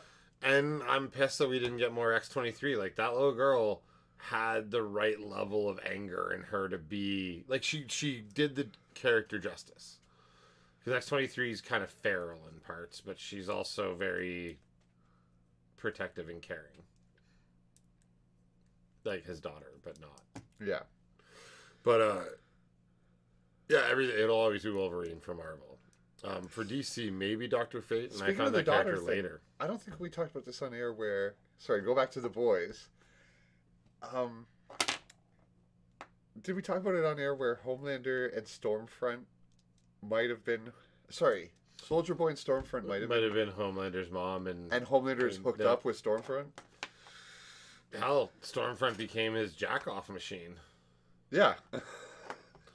And honestly, with how fucked up she is, she probably knew. And she's just like, come here to mommy. I thought about that too. Like, just come here to mommy and let me milk you. And you know, I was thinking about the milk scene, like with the cow. Like, why is that one depicted as so gross? Like, he's just drinking fresh milk from a cow. Who cares? No, but the whole way they framed it and shot the camera. Listen, if she would have walked in on him sucking on a teat and like squirting right in his own mouth, covering himself in milk sexually while touching himself, okay, but I mean, he was taking a sip out of a bucket. Oh, I still felt the way they framed it, they made it seem sexual in some way. If you watch that scene out of context of knowing his milk problem and obsession, I think it wouldn't have seemed gross. They were trying to make him seem dirty and gross. But they've been setting up the milk thing, which is actually another character from the comic books thing, but they've been setting the milk thing up for... I used to be a big fan of Poison Ivy, too. I was so mad when it was Uma Thurman. I thought she was totally the wrong Poison Ivy. You should watch Harley Quinn. The cartoon? Yeah. There's a lot of Harley Quinn and Poison Ivy sex. Oh, I don't care. It's cartoons. I don't care. No, but there's a lot of Poison Ivy. Actually, I don't know if you'd like it. It's all like kind of teen... Yeah. Not teen, it's like 20-something drama stuff. Like, I want to get married and... Yeah, I'm still too old for that. But it's still really crazy comic book character stuff happening at the same time. Like, Poison Ivy almost marries Kite. I don't know who Kite is. A very bad very hardly known character that was in like one comic book. Oh. Maybe more. I don't know. So why is this exciting? I just think it's funny because they kind of set it up in some parts like Friends / Sex in the City, but it's still a bunch of really crazy superhero shit happening. Like, you know what I mean? Like all the fight scenes, the murder, the death, like, and there's a lot of murder. And they kind of start a good guy squad of bad guys, and then they kill all the good guys. Like, not kill, but they send like Superman. So this is called Harley Quinn? Yeah, like they send Superman and Batman and everybody to like another dimension, and they take over. And yeah, it's actually pretty funny. Sandman's like her bitch. Speaking of which, I've heard the new Sandman TV show is really good. Entirely different property. Neil Gaiman, yes. The Sandman, a friend many years ago gave me a comic, and again, anthology based, somewhat different styles of drawing and different stories, different writers for different areas. I've owned a graphic novel arc. Yeah, from the old ones for like 20 years. So like maybe even more. Ugh. So I mean, given that there's so many different stories in the Sandman, I just haven't started watching it yet, but I'm excited. I think it'll be good. The comics were good. All the reviews were really good so far. Maybe we can start. You want to start watching it for next week? Yes, I will definitely watch. So Sandman. Next Wednesday we Westworld 5 and 6 and Sandman 1 and 2. Yeah. I think they released 3 at once. I will do all 3. I think it was. I'll check that, but whatever they released on day 1, it was either 2 or 3 episodes. Ryan and Drew have both brought up that it is good. Leahy seems dubious, but why? Mama Leahy said suspicious looking emote. Is that suspicious? Or just dubious, or like that? Like to questioning? Me questioning. I guess. Yeah. I can't get over the fingers. They're still there. They're haunting me. Again, those are from French Stallion, who has the best emotes on Twitch. They remind me those of faces too. That face at the bottom. They remind me of the Ralphie May skit where he's like, "Oh, she liked it. Mama Leahy liked it." Where he's like, "I've done all the finger blasting. Where you got the shocker, you got the cow milker, he just does like, but his hand gestures are so perfect and in time with like what he's saying, and like it's almost like its own sign language. It's beautiful and funny at the same time. That's all I can think of, because one of them's like, you got the doorbell and you got the Uchi, like it's just all of them working. That just French Stallion has the best emotes. Oh, that's even more perverse. And he's got like 30 of them. Yeah, I know. I have them. Oh, okay, good. I am subscribed. Oh, that's one of my... You're using all my favorites, guys. He counted to 10,000 today? Who did? Maybe French Stallion? I know he went live. Oh, he was live. Like, he just sat there and counted to 10,000? I mean, he's kind of a goofy guy. How long would that take? Roughly about 3 hours. 12,000 seconds? Like 2.5. Depends how fast he counts. You should just count while I talk about stuff. 3,600 seconds in an hour. So, 1 per second. Wow. That's pretty decent. So, yeah, there you go. 3 hours. 3 hours. But he would go faster and slower, so it depends on the rate of the person. He's a fast talker. But in that, it'd be average. If we could say you'd be giving one number per second. We'd have to watch, see how he's doing it. He might be like, hey guys, 1, 2. So I'm doing a bad French accent there. Yeah, for a second I thought you were just doing the count. Well, I switched to the 3. count. Ha, ha, ha, ha. Ah, the donos. Oh, they can get him to stop counting sooner by giving money. I feel like you'd make more money by reversing that. Well, he makes lots of money either way. Very true. He's a great streamer. If you haven't followed the French Stallion, check him out on YouTube. I mean, on Twitch. He has a good channel. I enjoyed the few times I've seen him. Yeah, I like watching him. Talented. He's still alive. Yeah, it's only... Well, he does long streams sometimes. Yeah. Regularly doing 24 hours. I've seen him do a few 24-hour or 25-hour streams. Oh, you control him by setting it back 100. You were right.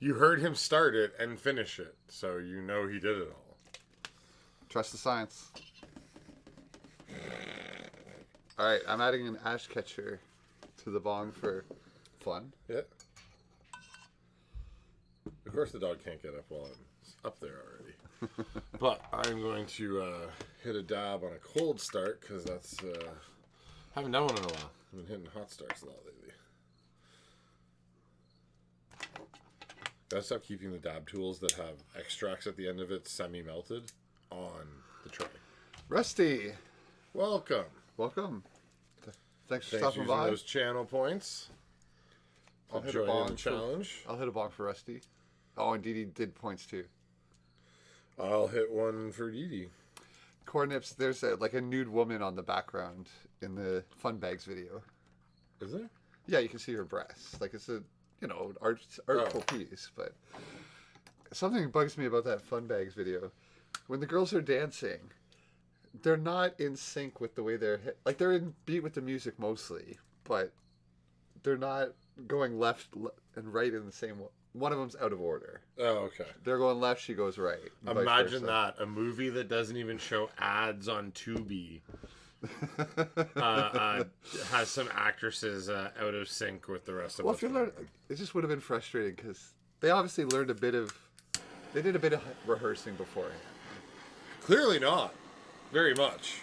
That's what I'm saying. They did some, just not enough to like, hey, all go the same way. And one of them just couldn't get it. There's always one. Oh, there's or one. actually, There's the numbers usually... now are usually reversed. Yeah. One There's person's one like, that gets it. maybe she was the only one going the right way. You're right. The other three should have been going left when she was going right. Thanks for sharing those channel points, people. You know, marching bands actually, you always start on the left. I was in a marching band. That's kind of the rule. And so there is, from the count of one, there is a correct way based off marching bands that maybe they should have been going. Yeah, I'm going to blame everybody else.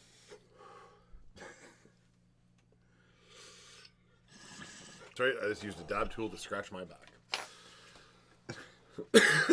And when you're in a marching band and you watch other marching bands, because it happens at parades, you meet all of them, you start to get critical and going, oh my god, look at that guy. That guy can't. His marching's terrible. He's out of sync. You can see his legs not in motion with the rest of them. I think when you're good at anything, you start to become critical of how other people do it. They're all real sticklers there, though, because they know how good it looks when you do it right. Rusty, you're rewatching the Predator trilogy. For Prey? Like, just the flavor of the month, I guess? The Predator Extended Universe? I haven't watched Prey yet. My wife and I, we were going to watch it, then I was going away, so we'll probably end up watching it tomorrow night for date night. I've heard it's not too bad. There's problems. Some people don't like it. I've heard it's overall good. Okay, listen, if you're running into an Alien or Predator film looking for meaning the way we look into Marvel films, then that's on you, not them. Like, the first Predator movie, it is wrestlers in the jungle working out and blowing shit up. Okay, like this is what the premise of the film is. And what if while they were working out and blowing shit up, they ran into a predator alien thing? And that's the movie. Real simple. The second movie, hey, what if we took that predator thing and we dropped it in gang-riddled LA? Oh, wicked. That was a good premise, but there's no deep thought to this shit. And then, what is even the third one? There's like 7 of them now. No, I know, but what's the third one that isn't attached to Alien? Yeah, I can't think of it. Oh, wait, wasn't there a movie that just came out 2 years ago or 3 years ago that's just Predator? There's Predator, Predators. Yeah, there's a whole new series now, Key. right? Yeah. The Predator. Bunch of Predator versus Aliens. Oh, really? What about Predator 2? Like, it's a good movie. Why has no one got love for Predator 2? It's just really old. I think that's all. I know, but Predator 87 makes it in there. I mean, I would watch that trilogy. I'm not even, don't even remember if I saw Predator. Oh, Predator's 2010. I don't hate them. A lot of people, they're not great, but Is that the one that takes place in the temple? No, that's Predator versus Alien. This That might actually be my favorite one. I think this one has Keegan-Michael Key. And there's like escaped convicts or something. Or they're like... That's Alien versus Predator. Requiem. No, they're not escaped convicts. They're in the military and they get... I forget exactly. Yeah, no, I thought that was Alien versus Predator Requiem. Where they're in like small town and the military's involved, but the busload of... There's a busload of... Yeah. And a kid with autism. Yeah, I thought that was Requiem. I don't know. Oh, wow. And that's the point. That's the point with these, is that they all just blend in together. Oh, the Predator 2018, is that kind of a jungle remake like Arnold's was? Yeah, that's... Olivia yeah, Munn. I'm talking about... Okay, yeah, we were just talking about Requiem. AVPR. I'm so confused. Okay, I'm confused. Alien versus Predator takes place in the underground pyramid in Antarctica. I'm not sure you know for sure. So. I do. Alien versus Predator Requiem takes place in that town with I've never the even heard of sporting this good. one. Yeah, I'm pretty sure you just described it. The autistic kid, So, okay, the Boogie busload. Woogie's saying Requiem, so I guess Yeah. that's the thing. Yes. It's just so confusing. Everything from my childhood still exists. They've made 20 versions of everything. Yes. I've lost track of what they all are. They all blend together. It's just corporate garbage. How do you not get this? And almost nothing new ever comes out. It's like And, The Boys is the one rare thing. It will keep... But even The Boys is Even just The Boys is telling the existing same comic book. story. No, but it's a new property. It's not Transformers from my childhood. It's not He-Man, who's still around. Why can I never find Member when I want it? Because you called it something like Image, and so it doesn't have a name that we... Oh, it's just one of the stock images? Well, you could have changed it at any point. So could have you. Why? I mean, every time I go looking for it, I forget to change it, and then you just complain about my naming things. I think it's near the top more. Well, now it doesn't matter. Now I just want to... Oh, it's probably one of these then, right? No, these are the Marvel... See? Terrible names. Oh, it's just because I was... Yeah, I know. Oh, right here. There we... Oh, what a useful name. Holy crap. You just get angry. I will rename it right now on air while we're doing it, okay? This is exciting. This is exciting for everybody. I'm a pro. That's what pros do. I'm a professional. Look it up in the book. We're like Sushi Dragon live editing our stream. There. Is that better? Just better than Sushi Dragon. Is that better, the name? Yes. I named it Member. Fuck you. Is that the chronological? Yeah, that would be the chronological order of their visits. I mean, I'll probably check out Prey. I've heard enough, like, yeah, it's not... Adam Warlock? I mean, I can probably do a quick one now, but it's a good character breakdown given that they're definitely coming in the Guardians. And I will do another breakdown of it closer to then. Do you know a lot about Adam Warlock? Hmm? Do you know a lot about Adam Warlock? A little bit, yeah. Okay, because Corey asked me, he messaged me and he's like, what do you know about Adam Warlock coming up? I'm like, I don't know, but you could ask Barry. He probably knows a fair bit. Okay, so originally in the Infinity Gauntlet series, Adam Warlock plays a massive, massive role in it. In so much that I think in one version of it, he actually just convinces Thanos to give him the gauntlet. Like, just... And anyway, so he is a... It gets really hard to explain his origin because he's come back a couple times. So I'm going to talk about what they're doing with him in the MCU. And when I do the full breakdown, we'll go over the 3 origins that he comes from in the comic book. I think there's 3. It might only be 2, maybe 3. Anyway, so in the movie universe, in the MCU, he got hinted at in the first Guardians of the Galaxy inside the Collector's thing, his pod. So Adam's grown. He's not a biological person. He's kind of like a synthoid, kind of like a Vision-esque character. So he gets created as a protector and to fight somebody, but in this case, that's somebody because he's created to kill somebody and then ends up realizing he shouldn't kill this person and becomes good. So in this case, he's going to be sent after the Guardians. So the first time he's brought up is in the Collector's thing, and then that all gets blown up. And they kind of retcon that out with the post-credits, the 17th post-credits scene in Guardians 2. And she's the gold queen there's all pissed off and looking razzled and her hair's everywhere. What movies had the most post-credit scenes? Some of them have like 3. No, it's Guardians 2. It has 4. It has 5 total. There's 5? Well, 1 pre-credit scene, 1 mid-credit, 2 mid-credit scenes, and 2 post-credit scenes. All right. But they're all post-fucking credit scenes. Okay, they say... He's Peacemaker Superman? We haven't really watched No. Peacemaker. Like, no, like Adam Warlock? No, he flies. He's a galactic, like, he's kind of at Captain Marvel and Vision's level of power. Superman flies? Yes, so he's like Superman, but more just and kind of more intergalactic. Like I said, we'll do. But that's what Peacemaker's supposed to be like. Peacemaker's supposed to be a sociopath that doesn't understand the difference between like a robot. murder. Yeah, where Adam Warlock is more of an altruistic protector. Okay. Though he is originally sent out to murder, and realizes that it's like it's a very, like, to my memory, it's a very similar story to Vision.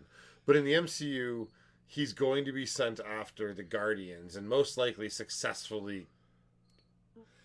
But if he's actually good, wouldn't he meet them and be, oh wait, like, you guys aren't really terrible?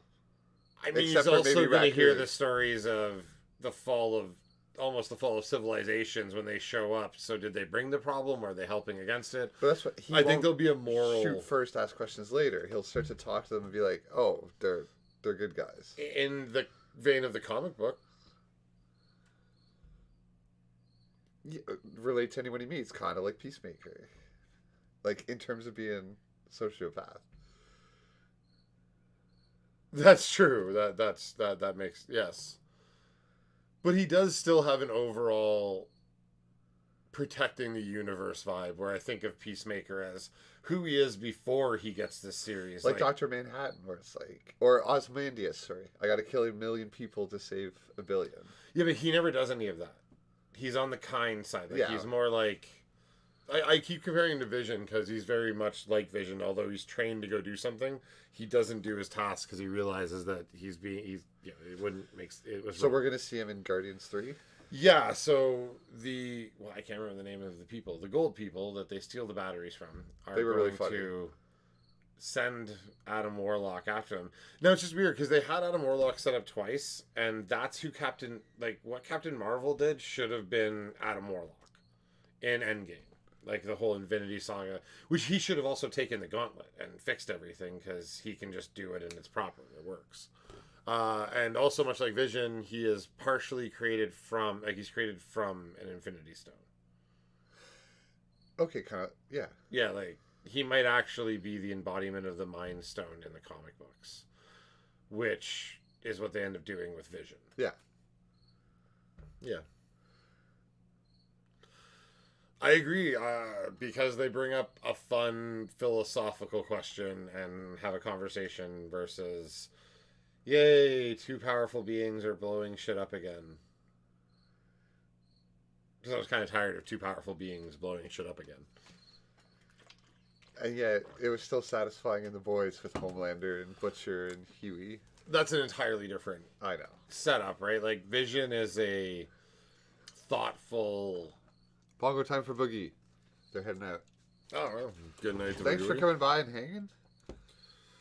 And chatting. Thanks for chatting and being active and hanging out with us. Yeah. Even though, like, we don't even really have a topic tonight. I just realized that we just spent the last 15 minutes on just a question, which I'm happy to do anytime if I remember it properly. And anytime I don't, Rusty's got my back to remind me, which I always appreciate. Like, it's never like, ha, you're wrong, I got you. It's like, oh, thank you, I got that, I forgot it, or I didn't. There's sometimes I may not have known it properly ever. Speaking of which, I meant to bring up something that Rusty said earlier about Sinbad in the Genie movies, saying, naming a network I thought it was on. I found official Sinbad tweets from a few years ago where he's like, guys, it wasn't me, and if you can find a video, I'll pay you $5,000. And then his next tweet is, but hey, let's get this let's get it started. Probably because he wants a movie role. Yeah, I don't remember the last time I saw Sinbad in anything, right? Like, but Rusty, we'll give you We'll take a 95% finder's fee, and you can keep $250 of that $5,000 if you I find still a video. don't understand.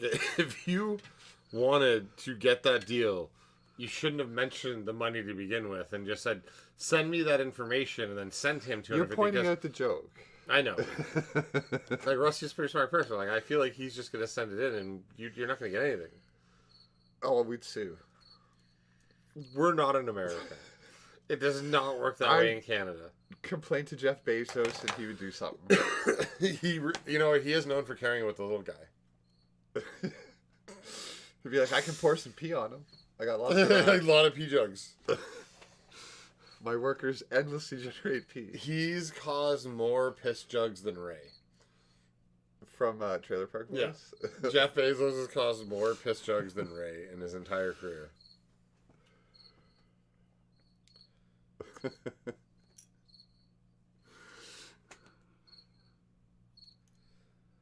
We are. Well, that's what our play. Like, as these movies come out, like, I'm sorry the 4 o'clocks died for a while there.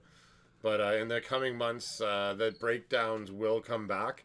I think they'll just be, I'll start the episodes a little earlier, do the more focused breakdowns, and then have you guys join me a little later. And soon, I guess I can announce this now, since it's kind of official. Soon, we will have a whole new studio again. Right. Yeah, we'll have a whole new studio again. This one is much nicer.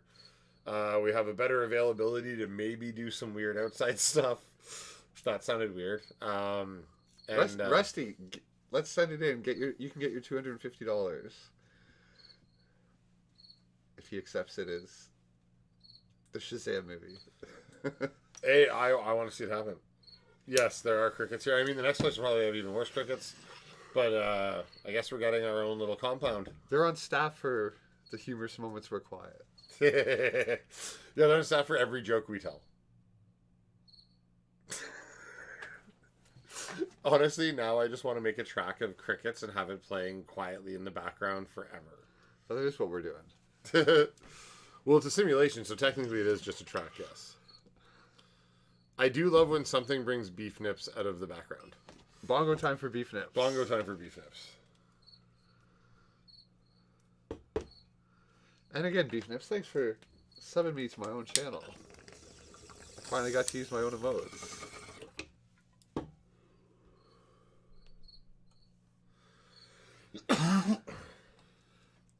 It's very meta. That's some damn good weed from our sponsor, Mad Dab Labs.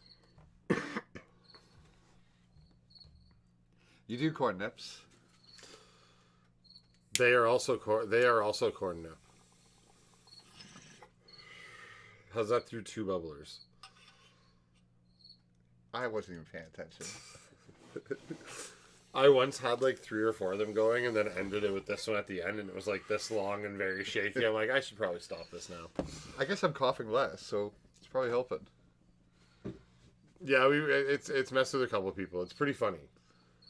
I think they're multiplying though. I'm not really sure where they're coming from, besides just forgetting to close doors. From the backing track we're playing. All right, Zazie is convinced it's a backing track because we uploaded it. That's true enough. I am going to, take care of just a little bit of the business side of what we do here. I guess that's fair. Yeah. That is not the website of our sponsor. No. Here, I'll type it. I'm in a better spot. There you go. I mean, neither of us can see. We should just admit that. There we go. So we're going to show you the website of our sponsor. Yeah, our sponsor, you can order online. And we're going to go through the process to show you. Which I have never once done before. Because... Oh, that's fantastic. This is going to go horribly wrong. It will. So yes, this is his website. And there's a whole section on how to order. Head over to Store the tab. Make a list of products you'd like to order. Text this number with them, because we're doing this online. Yeah.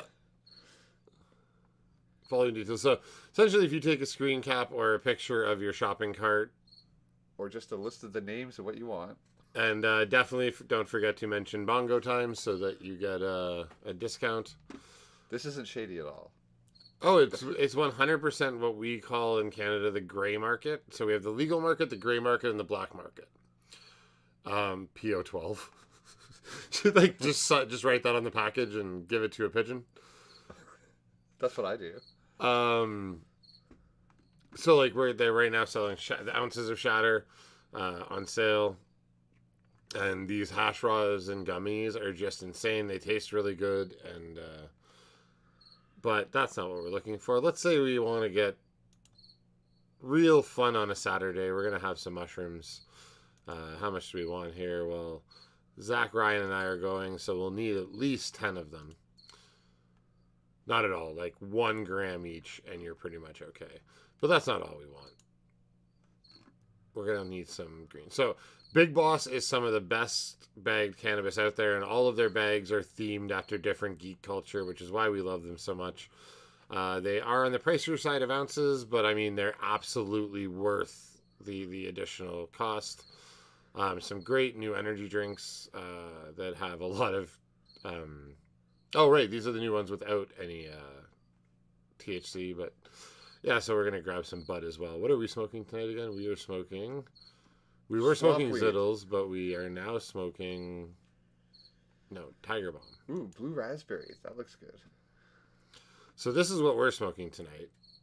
If you guys are wondering, it is tasty. It is really clean. I guess just good. So, you should definitely... 14 grams or a half ounce. And these are Canadian prices, right? These are in, CAD. So it says 150, but or 140, that's like $7 American. And at one point it was like 1/1,000,000th of a Bitcoin, and now it is 19 Bitcoins. So now we're going to go to our cart, and I would suggest just taking a screenshot of this. And you're going to then go to the contact number in your phone and send them a text. Tell them that you saw us on Stay Lifted Productions. And now, yes, given that a lot of our people are outside of Canada, there will be shipping costs that will be figured out in the contact between you and the head office as you place your order. And of course, anybody ordering from the show, there'll be sticker packs in there. And it's the guy we've had on the show. It's his business number. Like, it's not like we don't know who this is. Oh yeah. Like, I'm okay. It's all legal through Canada. Yeah, like this is playing. Like, I feel like I don't care. I can describe the loophole we use here. In Canada, we use this as delivery charges, and we're sharing prescriptions. Which is how it works here. And right now, other people do it. No one gets in trouble. Yeah, and right now in Canada and a lot of the U.S., they just don't care because here it's legal everywhere and it's easy, and in the U.S. that's becoming more and more and more. So, yeah. But we smoke a lot of their weed, and I can tell you it's definitely worth the extra. I'm not saying it's what everybody should smoke every day, as it is expensive and high-end, and ask Zach over time, if all you smoke is the high-end stuff, you start to go, oh, shit. Regular weed just doesn't do it. It's true. I've been spoiled. Yeah. Which is also why I do detox days. And still am at this level. I haven't detox days in a while though. And then, man, he's got some super high-end stuff sometimes. We get a taste of that sometimes, and holy crap. So, yeah. I'll go to the shop and show what you're talking about there. We'll put that back up just for a second. So when we're talking about some of the best stuff... available out there. I mean, let's go into the extracts part. Concentrated? Thank you. Concentrates? So just like, first off, like 2 ounces of good drip shatter. Drip Champion is a company, their shatter. For $700 is a great deal if you have a whole bunch of friends that want shatter. But this is the primary shatter we're using when we're doing stunts and stuff. It's really good. It tastes good. It's clean. And like even Zach can do a decent sized dab without dying on this stuff. The next over here is where we get into the little more expensive stuff, the little higher end of product, the hash rosin. This stuff is just awesome. I love hash rosin, but it kills me. It says 65. Is that for a gram? 1 gram is $65. So when we're smoking hash rosin, I'm like, hey, here, we got some hash rosin. It is almost $70 a gram. Canadian and again, some of it is. More, some of it. And then we get into pens and stuff. We don't do a lot of pens, but I know a lot of you out there love pens. I know a lot of people are big into pens. And that, like, they're for some people. Cartridges also available if you already have your own battery. Not really my thing. And his menu is live, so it is updated constantly. And then he also has 2 other items that aren't on here, but they might just be for us at this point because we use so much of it, which are the dry and wet diamonds.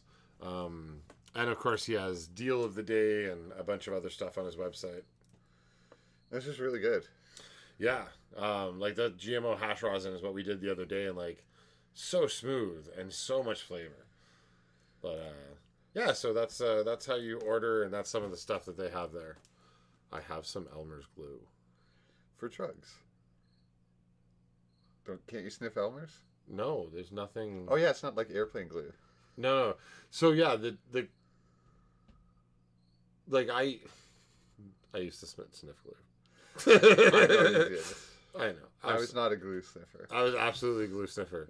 From a very young age, I realized I like to get high. I'm still convinced my first addiction was Dristan when I was like 9. I was like totally sober until I was 18.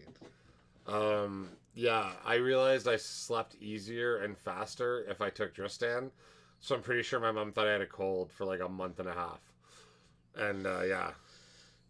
And then we had to talk about you don't take this for that reason, only when you're sick. And then like 9 other drug stories very similar to that as I grow up. I still remember the bus story. Where you found something on a bus. Oh, magically delicious Tic Tacs. Barry found a Ziploc bag with some pills in it. We took them. And he ate them. So stoned already, though. Like he was on a city bus. Oh, look, there's a bag of pills. In Burlington, Ontario. Let's see what happens if I eat those. How are you alive? How? Okay, I often blame the fact that I read Hunter S. Thompson way too young. I mean, that is something Hunter S. Thompson would do, but you would be like, wow, what an idiot. Kerouac and that, around grade 11. And I was like, yeah, this ain't for me. This is weird shit. What are these people all about? Like, I don't really like it. I like Naked Lunch. That was about it. My buddy gave me Fear and Loathing on the Campaign Trail in grade 9 or 10. I hated the movie. And I was already stoned. No, you hated Fear and Loathing in Las Vegas. Oh, right, sorry. Fear and Loathing on the Campaign Trail is a political based. Oh, I'm aware of that. Yeah. It's a really good book. I know, but just he would take pills on the bus that he didn't know what they were. Yes, and in the end, I'm not even sure that they ended up being pills. We just swallowed them quick and we're idiots. They could have literally been candy for all we know. But we were already pretty fucking high. Could have been cyanide for all you knew. Yeah. But I also didn't believe back then that people would put blades in candy. But they could forget something. And people would put there's prescription medicines that would needles and gas handle. Like, it was the 90s. I felt safer, I guess. I don't know. The world was less dangerous. But what if somebody had a medicine that was prescription, but it would kill ordinary people, and they just dropped it by accident on the bus? Like that. I think, given my drug use, I've proved I'm not ordinary. No, I'm kidding. There's no logic. Like, I've got no justification for my stupidity. I just like doing drugs. Some old ladies, right? Like, I mean, I wasn't like, I'm literally talking. We were like 14 or 15, and I was really high already. You know what? I did something really stupid myself. No, I just made fun of people. In science class, my friend Bart said we were showing all these elements with their scientific names. And he's like, hey, sodium chloride, that's just salt. And I didn't really believe him. He's like, just taste it. And I actually did. And thankfully it was salt. Oh yeah. Sodium chloride. But like, oh no, yeah, I guess that is... I might got the name not totally wrong. Just sodium chloride, though. Yeah, there's like the... Is it? Yep. Well, then I'm dumb. I forget. I might have the name wrong, but it's just whatever it was salt. And then the teacher got mad at me, and it's like I never did anything like that again. But it's not much better than taking pills on a bus. Admittedly, I was the kid that could be convinced to do that shit pretty easily. My friend was kind of smart, and I trusted him, but I trust everyone. So, still. That's 30 years ago. I'm still dumb. I mean, I think humans inherently are stupid. Agreed. We have no more conversation than that. Humans are inherently stupid. But I mean, I wouldn't want to be any other species on the planet. Being a bird might not be so bad. Which bird? Like an eagle or one of the top predators with nothing that gets them. Or very few things. Poachers. Oh yeah, of course, but I can't think of an animal I want to be. Whenever that question comes up, I'm like, I can't really think of one specific animal that doesn't in some way have some sort of horrible potential ending. A whale before, like, there were steam engines and things in the ocean. I've heard it's messed up their whole language, like the echoes. Probably. Oh, it's pretty bad. Not to mention, they're constantly ships are constantly sending out pings. That's what I mean. Using their technology around them. Yeah, I can't think of an animal though. This question's come up before, and I've just kind of thrown answers out there like, "Oh, bear." Ooh, what about the predator? I wouldn't mind being that animal. Well, I guess it's an animal. Alien, like we're an animal, like yeah. So that fits. Xenomorph. Is that what they're called on? Aliens. Yeah, aliens. Yeah, xenomorph, I guess. I mean, we're gonna talk. They seem really dumb though. No, the queen was always smart, strategic. The queen, but the rest of them seem like automatons. Kind of dumb. Yeah, drones. But I mean, if you drop like one off somewhere, they kind of do like the Brazilian frog thing and like swap over and get the strategy shit. So I think it's just more one's a hunter, one's a nurturer, and then apparently any of them can become queens. There's some weird convolution throughout the. They messed up the lore of that show. Or that series. Yeah. Prometheus was terrible. Covenant was a bit better. Because of Prometheus, I'm pretty sure I didn't watch Covenant. Which is a shame, because Covenant's actually not too terrible. That is what I know. Faint praise. How is it? It's a shame you didn't see that. It's not too terrible. Well, it's just like, oh, they could have done what this part properly. of that is a shame? They could have done it properly. What part of that is a shame that I missed that? It's a shame they created such a bad movie that threw everyone off. Okay, in a series that has a baby, half human, Ripley, half alien, gets sucked out a window yelling "Mama." I liked Resurrection. Not Covenant. What was the first one? I liked Resurrection. No, the other one. Shit, we just said it. The one you just said that has nothing to do with aliens, but it's part of it. Prometheus. Like, do you know how memed Prometheus is in the movie theorist and breakdown community? Like, they literally, like, more than one channel calls it the Prometheus School of Running. Whenever you see something in a movie falling and you just run in its fucking path instead of, hey, turn 90 degrees for 10 seconds and stand still, you're safe. Right? So, like, but that's in a series that has Winona Ryder as the motherly cyborg that's here to kill other cyborg. It's such a fucking...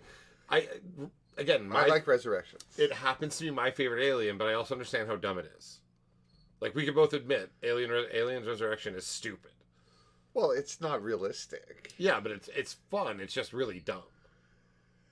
I just don't want to say that because it's written by Joss Whedon, so it's got, like, those Buffy characteristics. Oh, right. That's what... See, that explains all of... Like, that's how I describe all of his work. It's fun, but it's fucking dumb. It's bad writing. No, it's like you like certain type of music, I like something else. That's why you like Charmed and... Supernatural, and I didn't get as into them. They're telling the same sorts of kind of stories overall. Yes. Wow, Rusty. Like, goddamn. You're good. Yeah, they're... Exactly, yeah.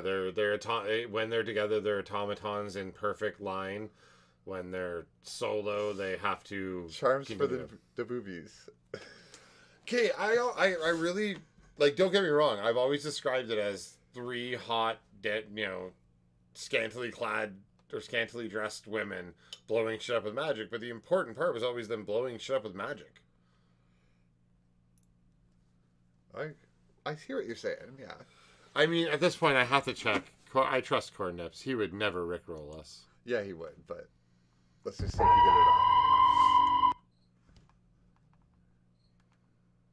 It's very short.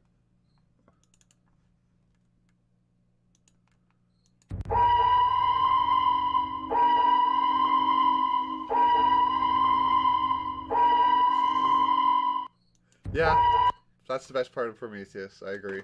No. It was not a good movie. No, I'm just not willing to say that there's a best part. Well, it has to. No. You're saying everything's shit. Everything's equally It terrible. was so horrible.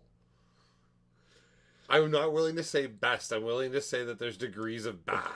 I know. Do you know what I mean? Like, I'm not willing to let the grayscale But the move. mathematician of me's dying because it's like, no, there's still one. No, unless they're all equally terrible. No, I know, but we're talking about a scale that starts from bad to worst. I'm not giving you the option So the of having best best. one of that list is still I'm not this willing to have that in my choosing in my scale. I guess words have their own meaning to each people. Nowadays. Everyone has their own interpretation of words. Yeah, no, but okay, 3 is 4 now. What you're saying is like saying, okay, so 1's number 1, but I'm saying the scale goes from 10 to 20. There's no 1 in this scale to say. Although there, No, 10 is the best. On that scale. Yes, it looked all of those movies like. Oh, and if you haven't watched Raised by Wolves, done by Ridley Scott, the TV show, it got canceled early, but holy shit, what a gorgeous TV show! Again, looking like stuff like Prometheus, and the story was so good. I don't know why it got canceled. Money again. Yeah. Well, like everything. Again, that Woodstock thing does a great job of projecting that.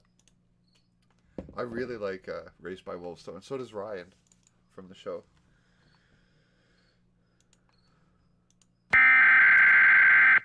Oh my god, that's probably... I'm so sorry. It's really so loud. This is not a test. This was only supposed to be the siren. Sorry, that didn't work out the way I wanted it to at all. Because we did the Prometheus siren. It was supposed to just be the Purge siren. The Purge? That was not the Purge. I know. It said it was the Purge announcement in the 4th Purge movie. Speaking of which, have you watched all the Purges? No. R.I.P. headphone users. I'm so sorry. None of that worked out the way I planned it. I'm a pro. That's what pros do. I'm a professional. Look it up in the book. This is why we should have more things pre-planned, but I didn't know we were going to play a siren in the last one. Like, the Purge siren's my favorite siren. We always have volume troubles. Hey, let's play a siren. With, like, echo and delay because of the microphone being on. Oh, Drew's here. We killed Drew with the sound, I'm sure. He's deaf. What does TG stand for?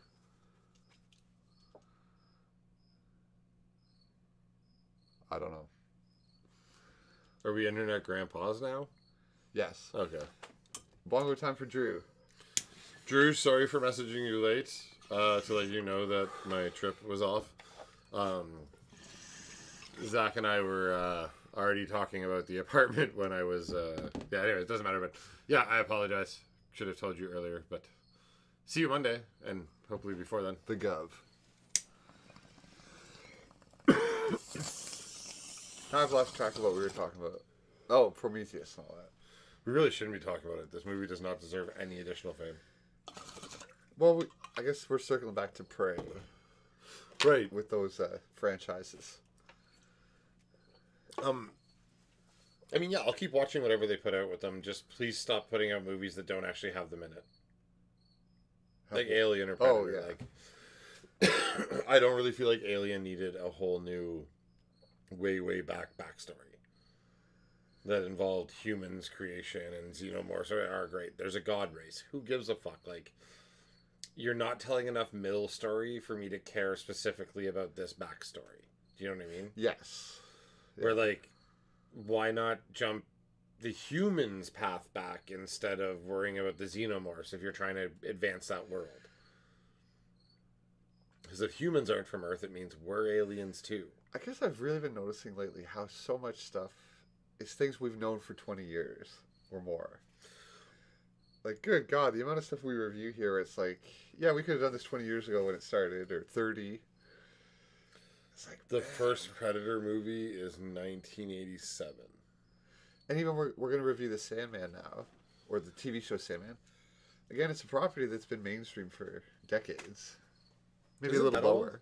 Oh, yeah. I thought it was in the 2000s. I was reading it in high school. Okay. Like I knew of it.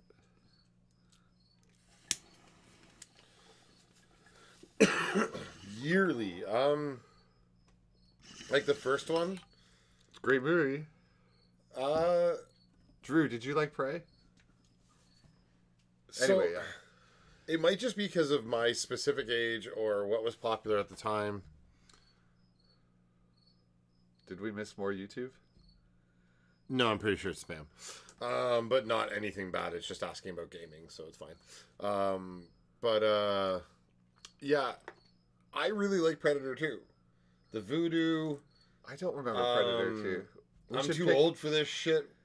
Guy winning. You'll have to pick it for a Monday movie night. Yes, we should do an Alien week. Not like we should do like an Alien, like a sci-fi horror week. Not like, yeah. No one can pick Event Horizon. We've already done it. It's just too much of an easy grab. Rusty, sometimes I think of those old movies like that and Rambo and all those things. It's almost like when the Beatles sort of invented rock and roll, and it's like you get to write all the good things first, like the most basic, pure essence of these beautiful things. Yeah, because it's just guys with guns, being men, Danny Glover, killing aliens or being killed. I mean, I think Alien gets its. I was talking about Predator. Oh, but Predator's just weird. Like, I liked them all, but it's the whole not being overly character driven. You know what I mean? Like, you're following, they made the later ones more character driven as it became more and more apparent that it needed to team up with Earthlings every once in a while. But, yeah, it was just more, here's an action and we're going to try, we're just going to blow shit up. Like, there's not really much else to my memory of these films. There's not much else to them besides here's pure action. Predator's here to fuck shit up and you have to stop it. I've heard of the new one. She does a callback and she says, "Get to the chopper," which just made no sense in the context of the movie. Why? Because it's like ancient Indian times. Like, she doesn't even know what a chopper is. Why would she say that? Oh, right. Shit. Yeah, that would be. She doesn't say that. Oh, thank God.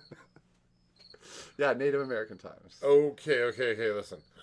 Obviously Alien and Predator are, and I know that there's like a reference somewhere in Terminator, but I think it's more of an Easter egg rather than an actual connection. I want to look besides Cameron doing Alien. I'm sure I'll look into seeing somebody's film theory. Yeah. Some stuff together, I'm sure, on YouTube or something. I'm sure Matt Pat's done it. I've been watching a bit of Matt Pat lately, which I'm sure you'd like. Into gaming, food, or film? Film, like stuff about the back rooms and what else? Oh, It Follows. I watched How to Survive the Monster from It Follows. At least go watch Don't Hug Me, I'm Scared. His episode. Okay, yeah, I'll do that. Which, I mean, honestly, for how long Don't Hug Me, I'm Scared is, it's the same length of run. You might as well watch them and then watch his theory. How long is Don't Hug Me, I'm Scared? Oh, each episode's only like 4 to 6 minutes. I can watch that. There's only like 7 episodes. They might be as long as 10 minutes. Like, it's not an hour worth of watching. Okay, I will watch that then. And it's absolutely Looney Tunes crazy. And now there's something new coming from them that's been coming for years now. And Matt Pat, the film theorist on YouTube, covers it. Yes, multiple times. Like, he has like, that's why it's like something like the same runtime, because he's done like 4 episodes on it now, and his episode runtime 17 to 22 minutes. I like him so much, I'd almost rather listen to him talk about it. Yes, which is why I haven't really watched a lot of the back rooms outside of him, because I'm like, he just breaks it down so well. I don't need to. Well, I watched a lot of backroom stuff, and there's so much. Yeah. But it's almost like mood music in the background. Like, I just like the specific channel doing it that he covers. Yeah, I don't care about the lore so much as it just feels, it puts you in a mood. It's got an atmosphere. The backrooms. Like, yeah, no, I'm just all about the lore. Like, it's lore based. There's a whole, like, these ARGs are insane. I know what you're saying, and I can see why he would annoy you. But that's just a theory. A film theory. Okay, listen, my two favorite YouTube channels having to do with this content are both improv guys that do some acting and stuff. And it's Eric Voss from New Rockstars and Matt Pat from The Theory Trio.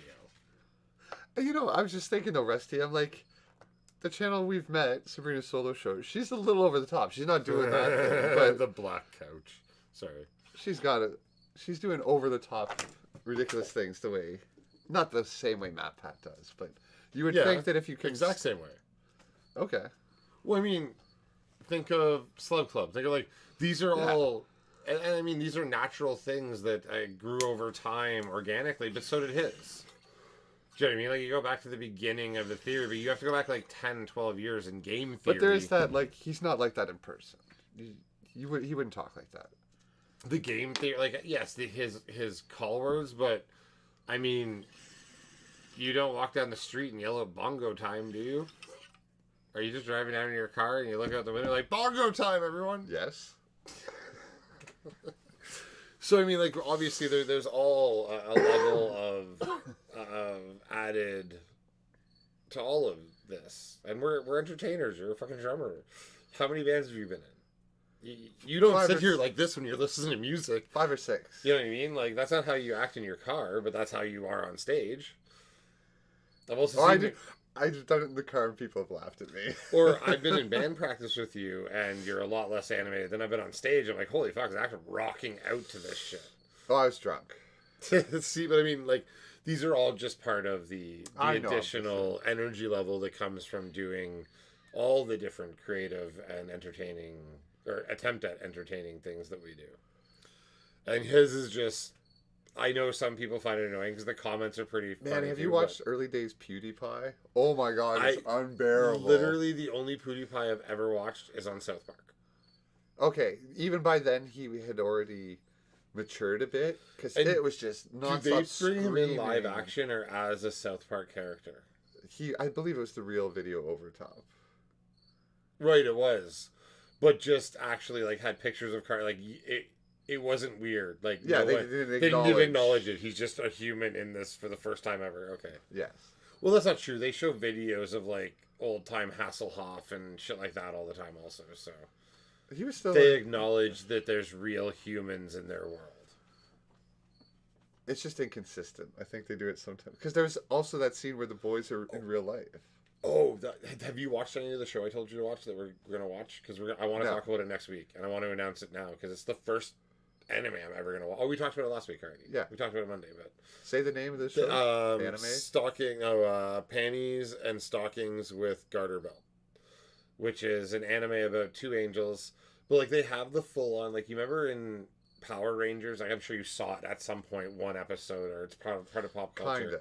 But there were these cutscenes every time the monster was defeated. That was clearly a model blowing up on a small stage. Yeah. So it's almost like they had this big stage built where they would fight inside cardboard suits. Yeah. And then this tiny... That is what they do. Yeah. But this cartoon cuts to real life... like, the way that everything... either a lot of what we've watched in the last 10 years fucking watched this and stole from it, or it's weird how much... You still haven't described what you're trying to tell me. Like, the cutscene goes... It's a cartoon that has a real live-action, small set, like, stop-motion explosion of the bad guy at the end. So they make a little model of it, blow it up, but the rest of the show's a cartoon. So it just cuts to reality, like, You're saying in this show they have a little bit of real footage. Yeah, there's, like, live-action explosion every time they beat a bad guy. Okay, that's cute. Just... It's hilarious. Like, there's so many references. I really am excited for you to watch this show. I think you'll love it. And you said they're very short, right? Yeah, well, they're technically 10-minute episodes, but 2 at a time. Stockings, panties, and garter belt. Yeah, just type those 3 words and you'll get there. I mean, type those 3 words in Pornhub, you'll get there. No. This is one big Rickroll. Like, yeah, really. I wish. I wish I could set up a Rickroll that large.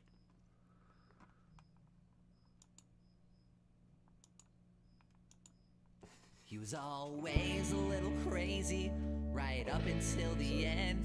He spent all day in the forest with imaginary friends, until one day his mental health, it took a real downfall. He said, I hate all of my friends, and I want to kill you all. Christopher Robin. Christopher who? He wants to kill Winnie the Pooh. Christopher Robin. Christopher who? He wants to kill Winnie the Pooh. And we're back. Wow, Scotty Meggs is blushing. So we're going to review this anime. We're going to talk about this anime because it's got a lot of pop culture references in it. It's got some fun stories. It's absolutely ridiculous. Like, it's just absolutely ridiculous. But from my understanding, that's just common in anime. Yep. No, I don't think Dee Dee's feet were in that reel. Or her ankles. We have not recut the video because we're giving it a little bit to see if anybody else would like to add theirs. And maybe some new live footage of Zazzy's added. Oh wow, I want to like write down a few ideas. Like have you running barefoot and I'll push the camera on a skateboard.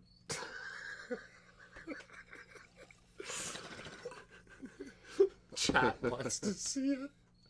I'm not sure they do. We just pretend they do, and we force feed them. It's you guys that started with ankles. It was not me. I was reluctant in the beginning, and now you've gotten mad with it. Oh yeah. At first I was like, watch, I'll make it too much, but apparently there's no such thing as too much when it comes to ankles and Scotty. He just said it's cinema. Like he didn't know you'd type that. I had not seen that before I said it. I just know that Scotty gets very excited. Somebody said, please stop playing that once. Or like, oh God, not this again. I don't remember who now. I think it might have been Rusty. I'm not sure. And I'm like, valid point. I kind of agree. It's just funny now. Is it? It is. To us, sometimes.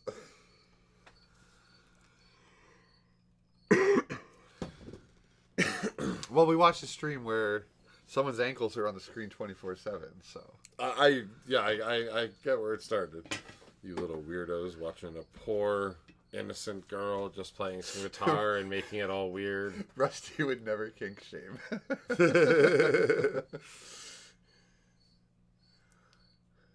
Wow. Oh, Corniffs likes to sneak in that sneaky spelling here and there. I can't remember. I love it. I think that word should be used a lot more. Well, Butcher sure does in The Boys. Oh, but yeah, it's because he has an accent. You can say cunt all you want if you have an accent. You just can't be North American, apparently. You wonder. I'm sure it's becoming more mainstream. Well, it's because cunt is a regular... Cunt's like saying shit in England. I know, or Australia. Yeah. Or they call you a good cunt. They call you a good cunt. Like, and that's a term of endearment. Okay. Deed me is me old cock. Long may your big jib draw. Shit, I forgot the rest of it. I've been screeched in multiple times and they make you say that every time. But deed me is me old cock is... It means... Like, yeah, yes, you are my friend. Long may your big jib draw, meaning long may you have air in your sails, like good fortune. And then there's a third thing in there that I can't remember, but it all sounds very perverse, and on purpose, because it's a sailor thing.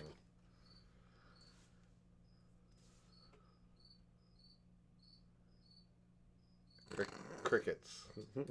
Cunt's a cunt, and that's that.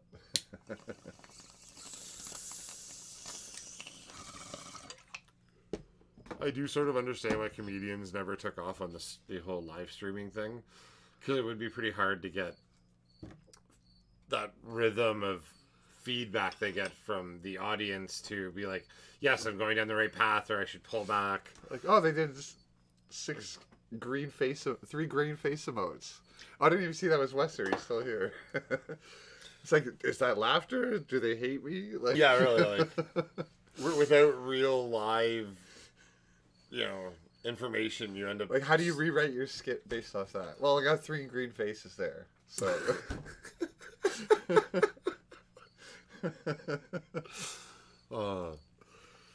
I mean, we could just open up a Discord and just let anybody that wants in it talk live, so we get live information that way. So, did you see that I set up a live chat on Discord? I don't think because so. I have an I have a gaming grandpa story for you. Okay. So I set up a voice channel called Destiny Voice Barry or so. I made it a long name just to be an asshole, and I turned it on for my nephew, for Snoopy and I to play and talk. And then Did you just call him Snoopy? Schmoopy. Okay, I know, but it sounded like Snoopy. Or yeah, I might have I've said Snoopy on air before, but he knows I know what his name is. But when I went to, so that was late that was before dinner yesterday. Okay.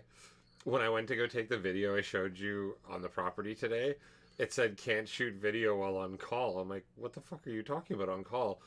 I have literally had my phone live on this chat for it was 18 hours. That if anybody had entered that, it was just in my pocket live non-stop for 18 hours.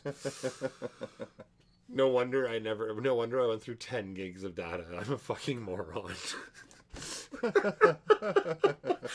So, yeah, you guys, I was live chatting in Discord for 18 hours.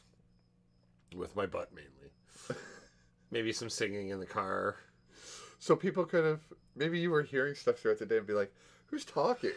Well, I was wondering if anybody at any point did, but I thought when because I closed Discord entirely, I thought that, I didn't realize it stays on, so yeah, I'm dumb. The green faces are amused, Wester clarified. Stallion's still going. And that's the other part of Twitch that I'm always amazed at. Until that one night that I did it, I never understood what you meant by watching multiple channels at once. And I was watching 3 channels and interacting in 2 and playing a video game that had a lot of pauses in it, so I had time to do it. But I'm like, oh shit, what happened? Or you can, if you have multiple TVs or stuff around your house, you can have different music in different rooms. And while on the same account, yeah. We don't need to tell everybody how great Twitch is. But I didn't, I've recently done it, so now I understand it. But before, I really didn't understand how people, what do you mean you're watching 3 channels? Why? Oh, here's why. Now it makes sense. Somewhat. It was tiring. I was exhausted by the end of it. It's the algorithm sucking more money out of us in time. Well, for me, it really was. Game. I felt like I Faster. Was doing the work, right? Harder, yeah. And then you realize I'm mining just a whole new weird You're just thing. grinding something else. Yeah. Instead of breaking apart stone for minerals, I'm mining data for... Oh, I've been mining so much. I'm like, what am I doing with my life? But I'm having so much fun. I don't look at the hours played on Destiny anymore, I'm afraid to. I just click play without looking.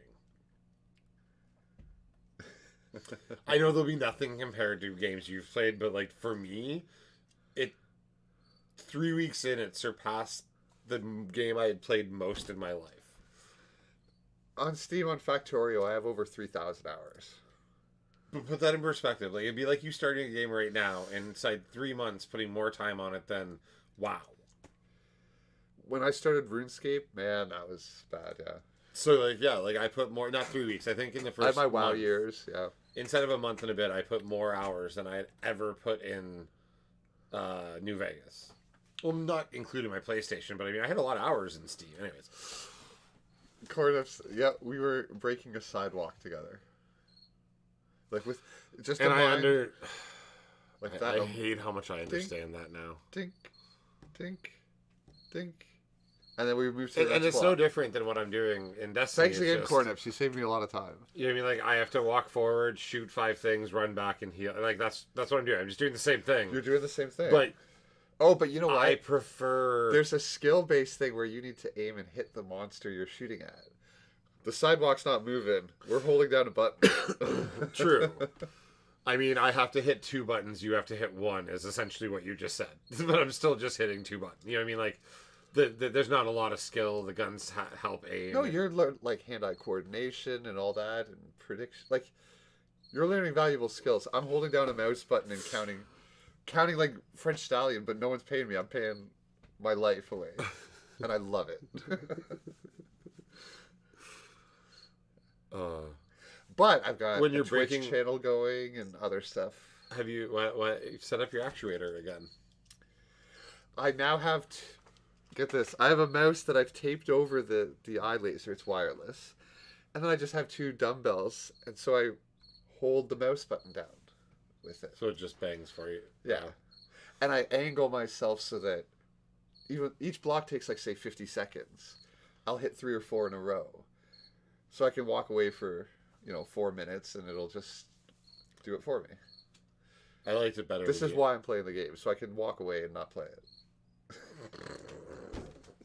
I at least liked your stories better, and you're like, yeah, I'd sit there and practice drumming, and that's how I'd be able to do certain tasks.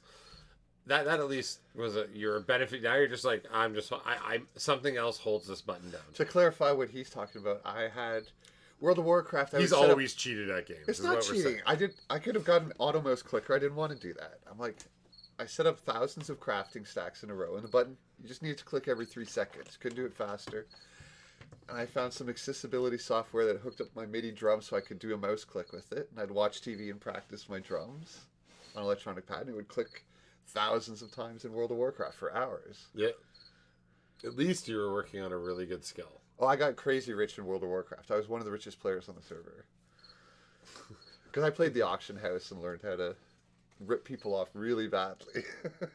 Or destroy entire economies for hours. Yeah. Oh, sometimes I would tank markets. Because once you have a software program kind of thing that if you didn't know how to program, you wouldn't be able to figure this thing out. Oh, I meant like when you'd kill things like the auction or like you'd just I would go to the Alliance cities and kill all their bankers, PvP vendors, and auctioneers and bankers, yes. I think it's crazy that they let you do that. The game allowed it. I'm like, the rules are in here. And the players could have stopped me. Some of them would, but I was pretty good, so I'd kill a lot of them.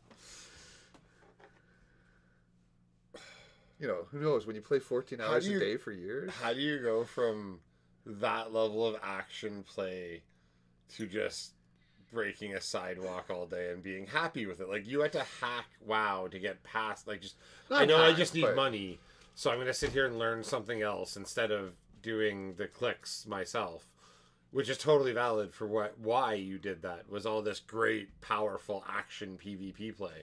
And now you're like, I do it to survive a horde for 1 night a week. Yes. And you're just as satisfied. It always just, I've just never understood. I guess it's hard to describe. You just follow what feels good. That's true.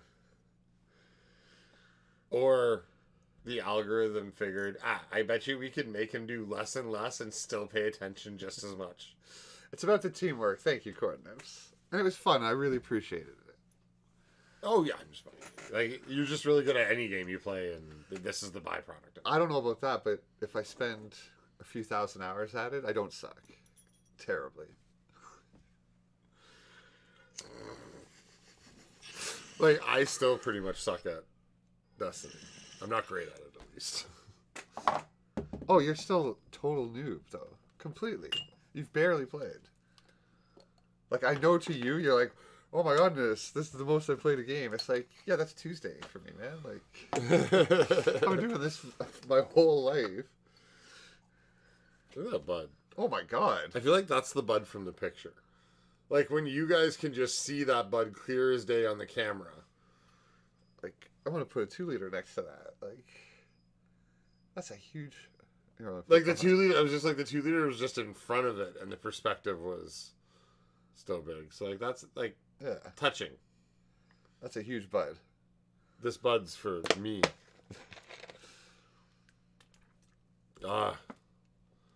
It smells like weed with a touch of chocolate. No, Lee, you're not trash. But you're starting where, like, I started playing games when I was 7 in, like, 1984 or something like that. Oh, Wester, thanks for following them on Liquid Chrome, and make sure you let them know that you found them on our channel. And they also ship everywhere if you would like. And those guys are really, really awesome guys. And if you tell them you came from us, I haven't actually worked out a discount with them, but I mean, they probably will. And we will send out also sticker bombs with them if you order and let them know it's from us. Drew, you're not supposed to help us get to the end of the challenge. I'm holding off on it. Oh shit, I forgot that we could do it. Well, we should talk to Ryan and see if we can get him here. No, I forgot that we could add channel. Like no, we can't. Yes, we can. Nope. Won't work, don't try. I'm wondering if can the channel add them? Nope, won't work, don't try. Don't do it. Wait, are we not? We have infinite channel points. 11 days left and we're at 88%. That's hilarious. I guess we're doing big dabs on a stream soon. Yeah, so, but we've done some big dabs. Like, you and Ryan did a 0.5 gram on 420. It's not going to be... Of course. I love smoking pot. It's just, I'm going to cough for like 10 minutes. Oh, yeah. I will run outside, probably throw up a little bit. And I keep meaning to grab it from Instagram so that we can show it on here. But, like, we've already done this challenge once. And I'm still pretty proud that I did it and then spoke to the camera right after. Yep, he did. I was there. A full gram dab. And, of course, check us out on Instagram if you haven't already. We never really remember to advertise that, but it's just Stay Lifted Productions. We're pretty easy to find. Same logo that's at the bottom, just says Productions instead of Movie Club. And there we post, well, mainly we've been lately posting stream notifications. But we will be getting back into more and more stunts. And we have 3 episodes of The Gauntlet being edited by our editor who's back from Thailand. No. Yeah? Yeah, Thailand. He was in Thailand. So we will have 3 episodes of my show coming. And I mean, there's technically an episode of Ryan's show that I keep forgetting that we have in the can. And it's an interview with a glassblower. He was on here and showed us some nice glass. And we went and interviewed him and got a demonstration. And yeah, so we do have some content coming on our Instagram and our YouTube channel. That no Saturday stream. The one that was supposed to happen last Saturday was a one-off for now. So, we have 2 to 3 more bands already. Oh, we have 3 bands already kind of confirmed that are very aware of our content. And that's fine. Oh, I shouldn't have said that. I didn't mean to. But yeah, so anyways, it is 30 going on 13. Tangents and Indian Handcrafts. And there might be under a new channel name that is going to be all music and possibly coming live from a venue that we came live from and will do again on 420. But we may be doing a show live from the Queens on a different channel that's only music all the time. And some weed. Maybe. It'd be weird not to do any weed on a channel. Crickets. Oh, the AK? Yes, I think we will get it by Monday for sure. Yeah.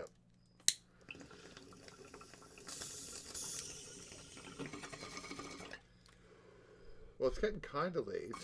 And if for any reason Ryan can't join us for it, it will end up being just you and I. Yep. And we'll have Drew do some chatting while you die. Is there anything else we wanted to cover? I know tonight we kind of just threw this stream together. Oh, yeah. We're just here chatting away about any part of our geekdom. Oh, did we even finish going through all of to the end of Phase 5 that we've been... Someone asked us about a stream ago that we're just finishing now.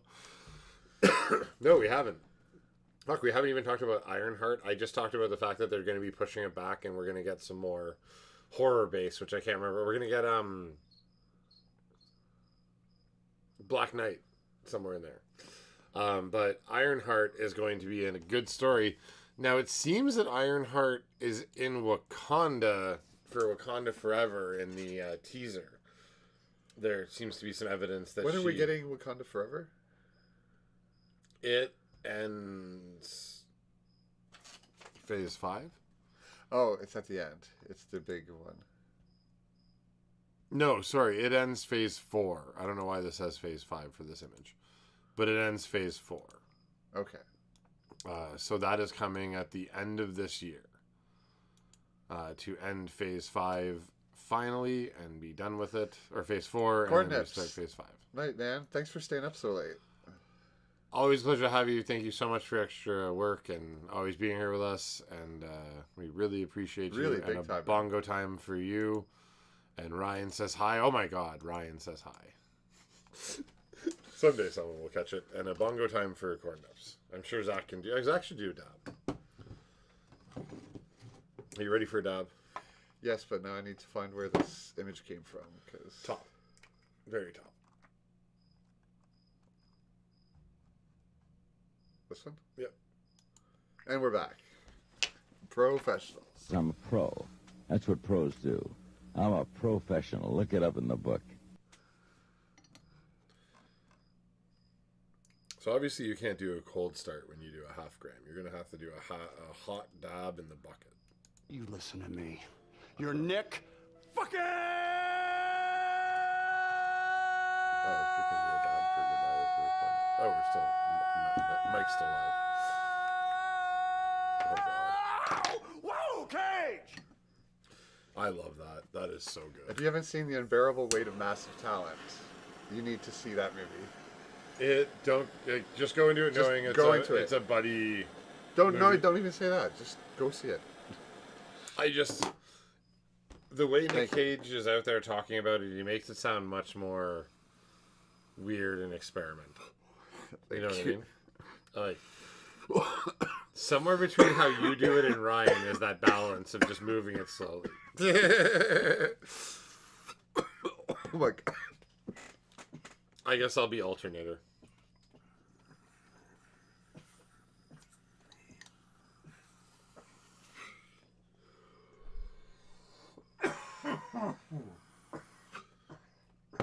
That was delicious. So, thanks, Corn Nips. Have a great night. That Nick Cage clip is just too funny. It's so long, though. And then to end the rest of this, Ironheart's supposed to be like a student under Iron Man at some point that continues on his legacy. And we all theorized that she was at the MIT lecture where he funded all their projects. Which I'm like, how does that work? Like, I know what some of these these projects are worth. They're like, some of them could be like $500, and other kids are like, oh, I had a bid in for $18 million. Thanks, Iron Man. Like, what the hell? Anyways, I shouldn't look at logistics of movies.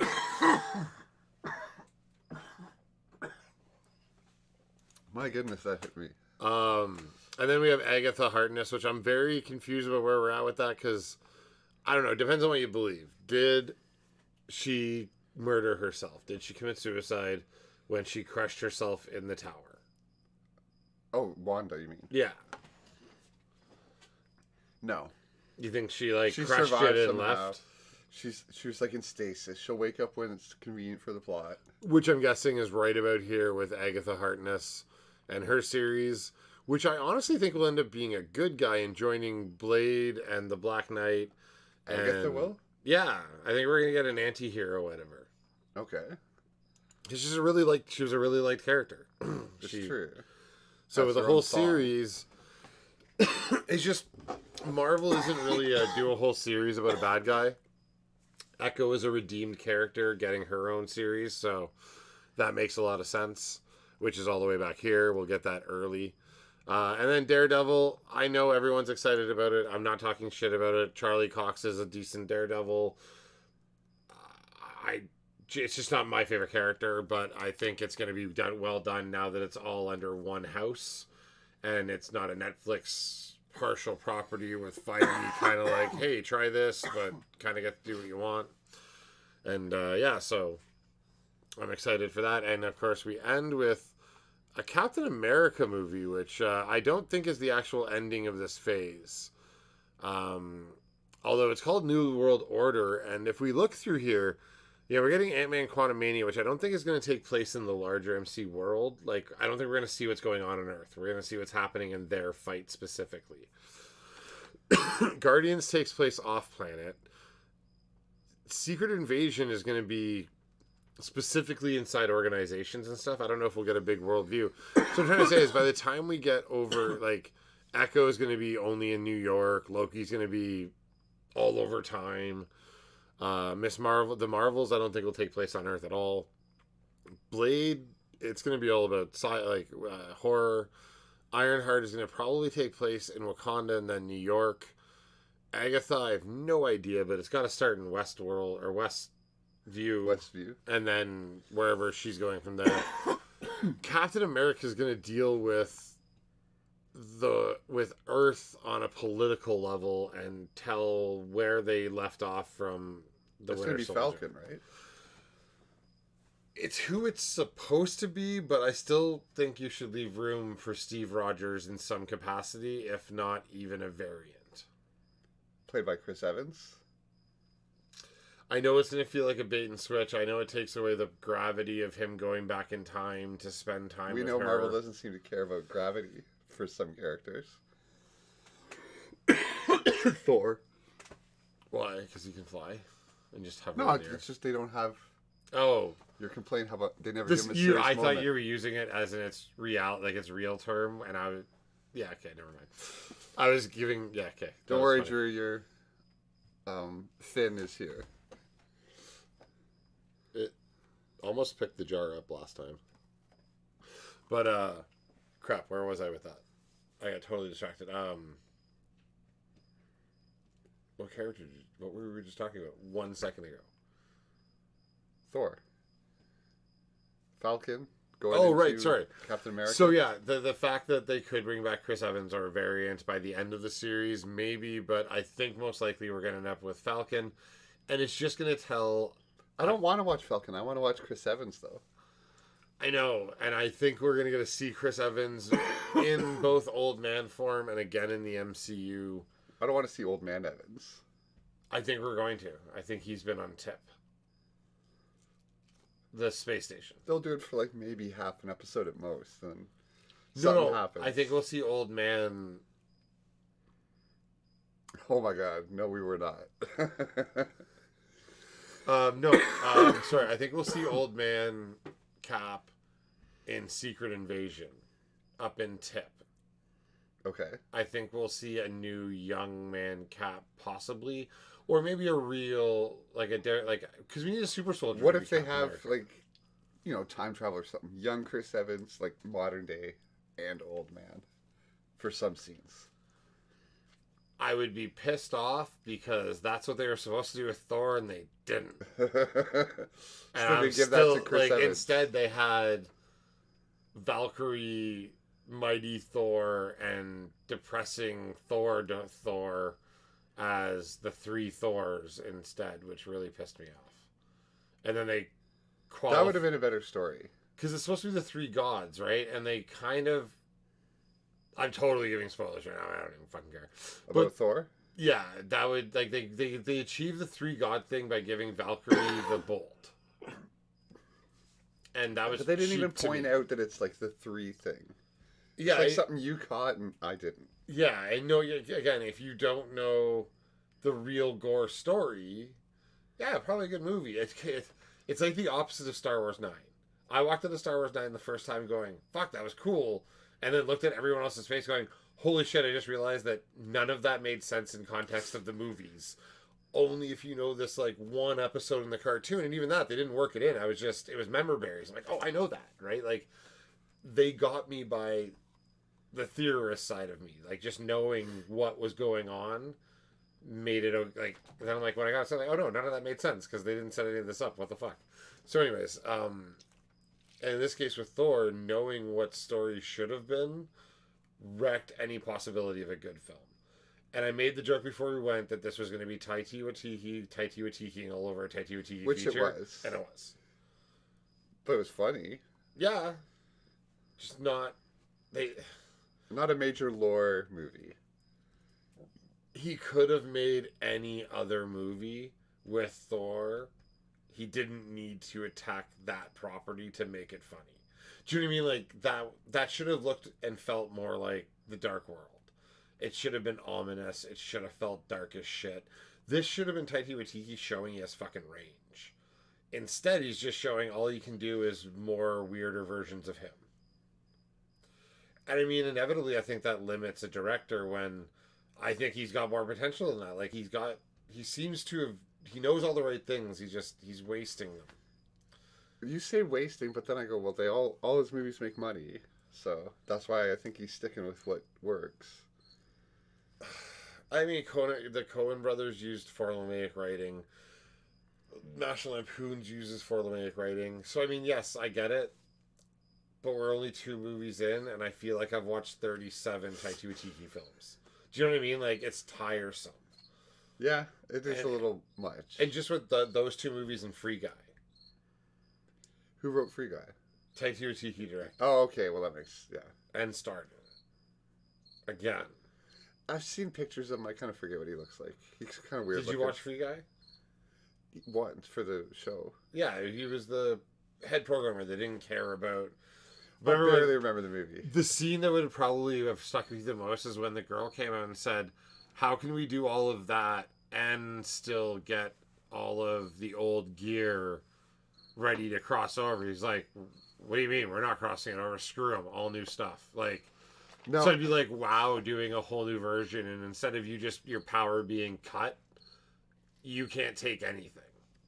All new. Start from scratch and the old one's gone. We're deleting it tomorrow. You know what I mean? Like, I still don't even know what he looks like. Really? Doesn't matter. He looked like a weird hippie, sort of, in that one. But I really liked Free Guy. I'm not trying to totally shit on it, but once again, it really felt like a type. He's got a type, and it might be almost too much. Or I agree. Rein him in 15%. Instead, they're letting him do more of his stuff. Yeah, and maybe don't give him really serious topic matter then. But this wasn't. Gore is a very serious line. Like, this is the judgment of all gods in the Marvel Universe. He murders a lot of gods, and this was a punchline after punchline after punchline. Wow, we got way deep into getting mad about this. Is Drew saying don't because we're talking about yes. Thor? Oh, shit. Sorry, I got way deeper than I meant to. I apologize. I'm going to stop talking about Thor. Well, it is 1 o'clock. Holy shit. How did not having a topic go faster than having topics? Good conversations with chat. I guess so. Yeah, I'm still going to have topics. I feel naked going in with nothing. So, next Monday, what are we covering? So Drew remembers now, so he can start watching the movies tonight. Blair Witch 2. Yes. Preach. Freddy vs. Jason. One of my favorite Jason movies. Not my favorite Freddy movie. And I can't quite remember what the third one was. And this is why in our Discord, we have a part that I'm pretty sure I'm the only one that reads. But every week I put Monday movie picks in there, and there's Army of Darkness. How do we end up with like 3 of my favorite movies? Lucky. I guess they're just good movies in the genre. Also, no one can post on that channel besides us, so yes, that one's just like every post should be formatted exactly like that, so it's just information. But because I'm a pro, the first 2 weeks it was private, no one was seeing it. Like I was like, I gotta fix it because Barry's posting it and no one's seeing it. But he doesn't. I don't think he knows that yet. I did not. Well, it was really the whole reason I wanted that specific chat was for us to always remember what we had, because there was weeks where we were like, oh shit, we had to rewatch a VOD to remember what the fuck the picks were. Yes. So like, all right, this is where I can post them every time. And Drew, what are we doing next Wednesday? So next Wednesday is 5 and 6 of Westworld, which I am super excited about. And we're going to start Sandman, the TV show. Episode 1, Whatever 2, was and 3. released Yeah, first. whatever the first chunk is. I think it's 3 episodes. But most excitingly, episode 5 and 6 of Westworld, which I will rewatch again, but I will not rewatch 7 until after next Wednesday, because 7 is kind of fucking bananas, and I need to erase it from my mind. I get that. Because I'm pretty sure I just spoiled Thor a bit, but I'm sorry, guys. If I spoiled Thor too much for you. I was listening, and it wasn't too specific. Yeah, I tried to keep it vague, but I also reviewed it pretty harshly, and I don't want you to go there thinking it's a bad movie. I liked it. Thor was a good movie, and I wanted a Marvel film. Yeah. You wanted all the lore in the world, and it just didn't have it. And Taika Waititi kind of feels like Joss Whedon on fucking acid and steroids. Drew Barry's really recommending we don't watch 7, because it will spoil stuff in our head that we might spoil on air. Oh, I mean, watch 7 if you want, no problem, but I mean, you have to rewatch 5 and 6 between now and then, and only watch 7 once. I'd say don't watch 7. Because then you'll accidentally know things. I know, and by next Wednesday we'll have 8, and that'll give us our next 2, and then 9 and 10 will be offset, but we'll be doing them one by one. It'll pollute your brain. So we have 4 weeks left. Okay. So the next week will be 7, 8 after that. 9, 10, 11, 12. Oh, no, there's only 10, so we have 3 more weeks. 7, 8, then 9 and 10 will each have their own week. That makes sense, right? Yeah. Because 9 and 10 will be the biggest episodes of the season. Usually. I'm not going to watch 7 before the show. Damn it, no one to talk to again. Why am I always ahead? Why do you do that to yourself? Because it was there. Like, oh, there's a new episode. How can I not watch it? There's endless media on the internet. I know, and I will eventually get spoiled. All my channels cover this stuff, so... We're actually holding not off. A lot of stuff that covers Westworld, which is really bugging me. Probably because they're like, man, this is too much like the real world. Don't draw attention to it. And I mean, a ton of channels cover Westworld, but I mean, no good channels cover Westworld. Their advertisers probably said, no, not that one. New Rockstars covers it a bit, but I mean, they don't get as in-depth as they do with Marvel properties and stuff.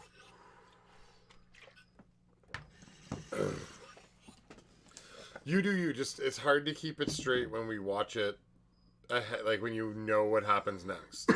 Right? Like we had a hard time doing 3 and 4. You always are going to mess up. Like, no, I tried really hard. We didn't mess up, but once I messed up. I had a really hard time doing 3 and 4, knowing 5 and 6. It was hard. So make it easy, and I just said I'm not going to watch 7 again. Anyway. But I did already watch all of the Groot shorts and Solar Opposites, and those came out today. That's so bad. All right. And I say watch the Groot shorts. Are we going to raid someone tonight? Oh, well, let's see. We don't even have our other thing open. Let's see what's going on the interwebs. Do we want to do like a front page? We've never done the front. Oh, I'm on YouTube. I'm dumb. We've never done a front page. Just see who's. Thanks for hanging out, guys. Tonight. Yeah, we got. That was my first major pause. I feel good about that. It's late. Scotty, always great having you here, even when you're talking about Brie Larson. I honestly need us to. Okay, the second monitor has to get bigger in the new space because I honestly can't see the names. So we're just going to raid somebody in our community. Drew. This is how proficient I am at this. I am fucking blind. We have Office Drummer. 420's at the bottom. French Stallion's still going. I feel like... Rusty's still here. Great talking to you. Always fun having you. Rusty, we love having you in chat so much. Not that we don't love everybody. I'm not saying that. Just Rusty, you have such in-depth knowledge. And if you ever want to arrange coming on to talk about a specific movie hit us up in Discord and let us know, and we will gladly bring you in, whether you want to bring it in video or just voice. Now that we understand, we can just do it in Discord. Imagine it's pretty simple. Hell, we've done it with James on just a phone call and the mic, but we would love to if you ever wanted to. Yes, Drew, I want a slushie, so if you're going to get one, come drop one off. I got watermelon. And Wester was here for a while. Yeah. And, Echo was in. Corn Nips and Scotty Mags. And Dee. Gutter Mofo. Gutter. Beef Nips. And if any of you are watching and aren't following, please hit, because probably won't find us again. Oh, right, yeah. We never remembered to do any of our own shilling, but yeah, follow, hang out again, check us out. We are on a couple other platforms, although we are busiest here. 1, 2, 3, or 4? 4. Okay, you want to go? All right. So, yeah, we're going to hit a final bongo time. Dee Dee's still here. Bongo time. Dee Dee Best VIP. Good night, everyone. We'll see you next week when we're doing our movie reviews. Thank you, Beef Nips. Oh, it's so cool. So cool to know you guys stick around that long. We really appreciate the support for our mindless dribble, being stoned and talking about some geek stuff that we primarily get wrong most times. Yeah, Rusty corrects us. Yeah, thank you, Rusty. Like, have we made Rusty a mod? We really should have by now. We should be smarter than this. Oh, you don't just make some mod. Do we? Oh, do we? Like, I don't know what the procedure is. I have no idea how this works. I'm an internet grandpa. All right, we're gonna go raid 420. He's probably paying ARC or just getting high, or whatever he's doing. But check him out, follow him. They review a lot of good weed, and he's fun. And YouTube, we had some people too. Dank was here at the start. Yes, sir. And we're gonna jump over here and go watch him here. And if you're on YouTube, thanks for hanging around. We are kind of trying to move all the way to Twitch. It's coming through with a motherfucking raid. Yo. We will be all YouTube soon, but damn it. Or all Twitch soon. Oh, please don't let me. Oh, let's go. Bongo Time YouTube. That's the sound of us raiding someone else on Twitch. What are we doing? Very cool.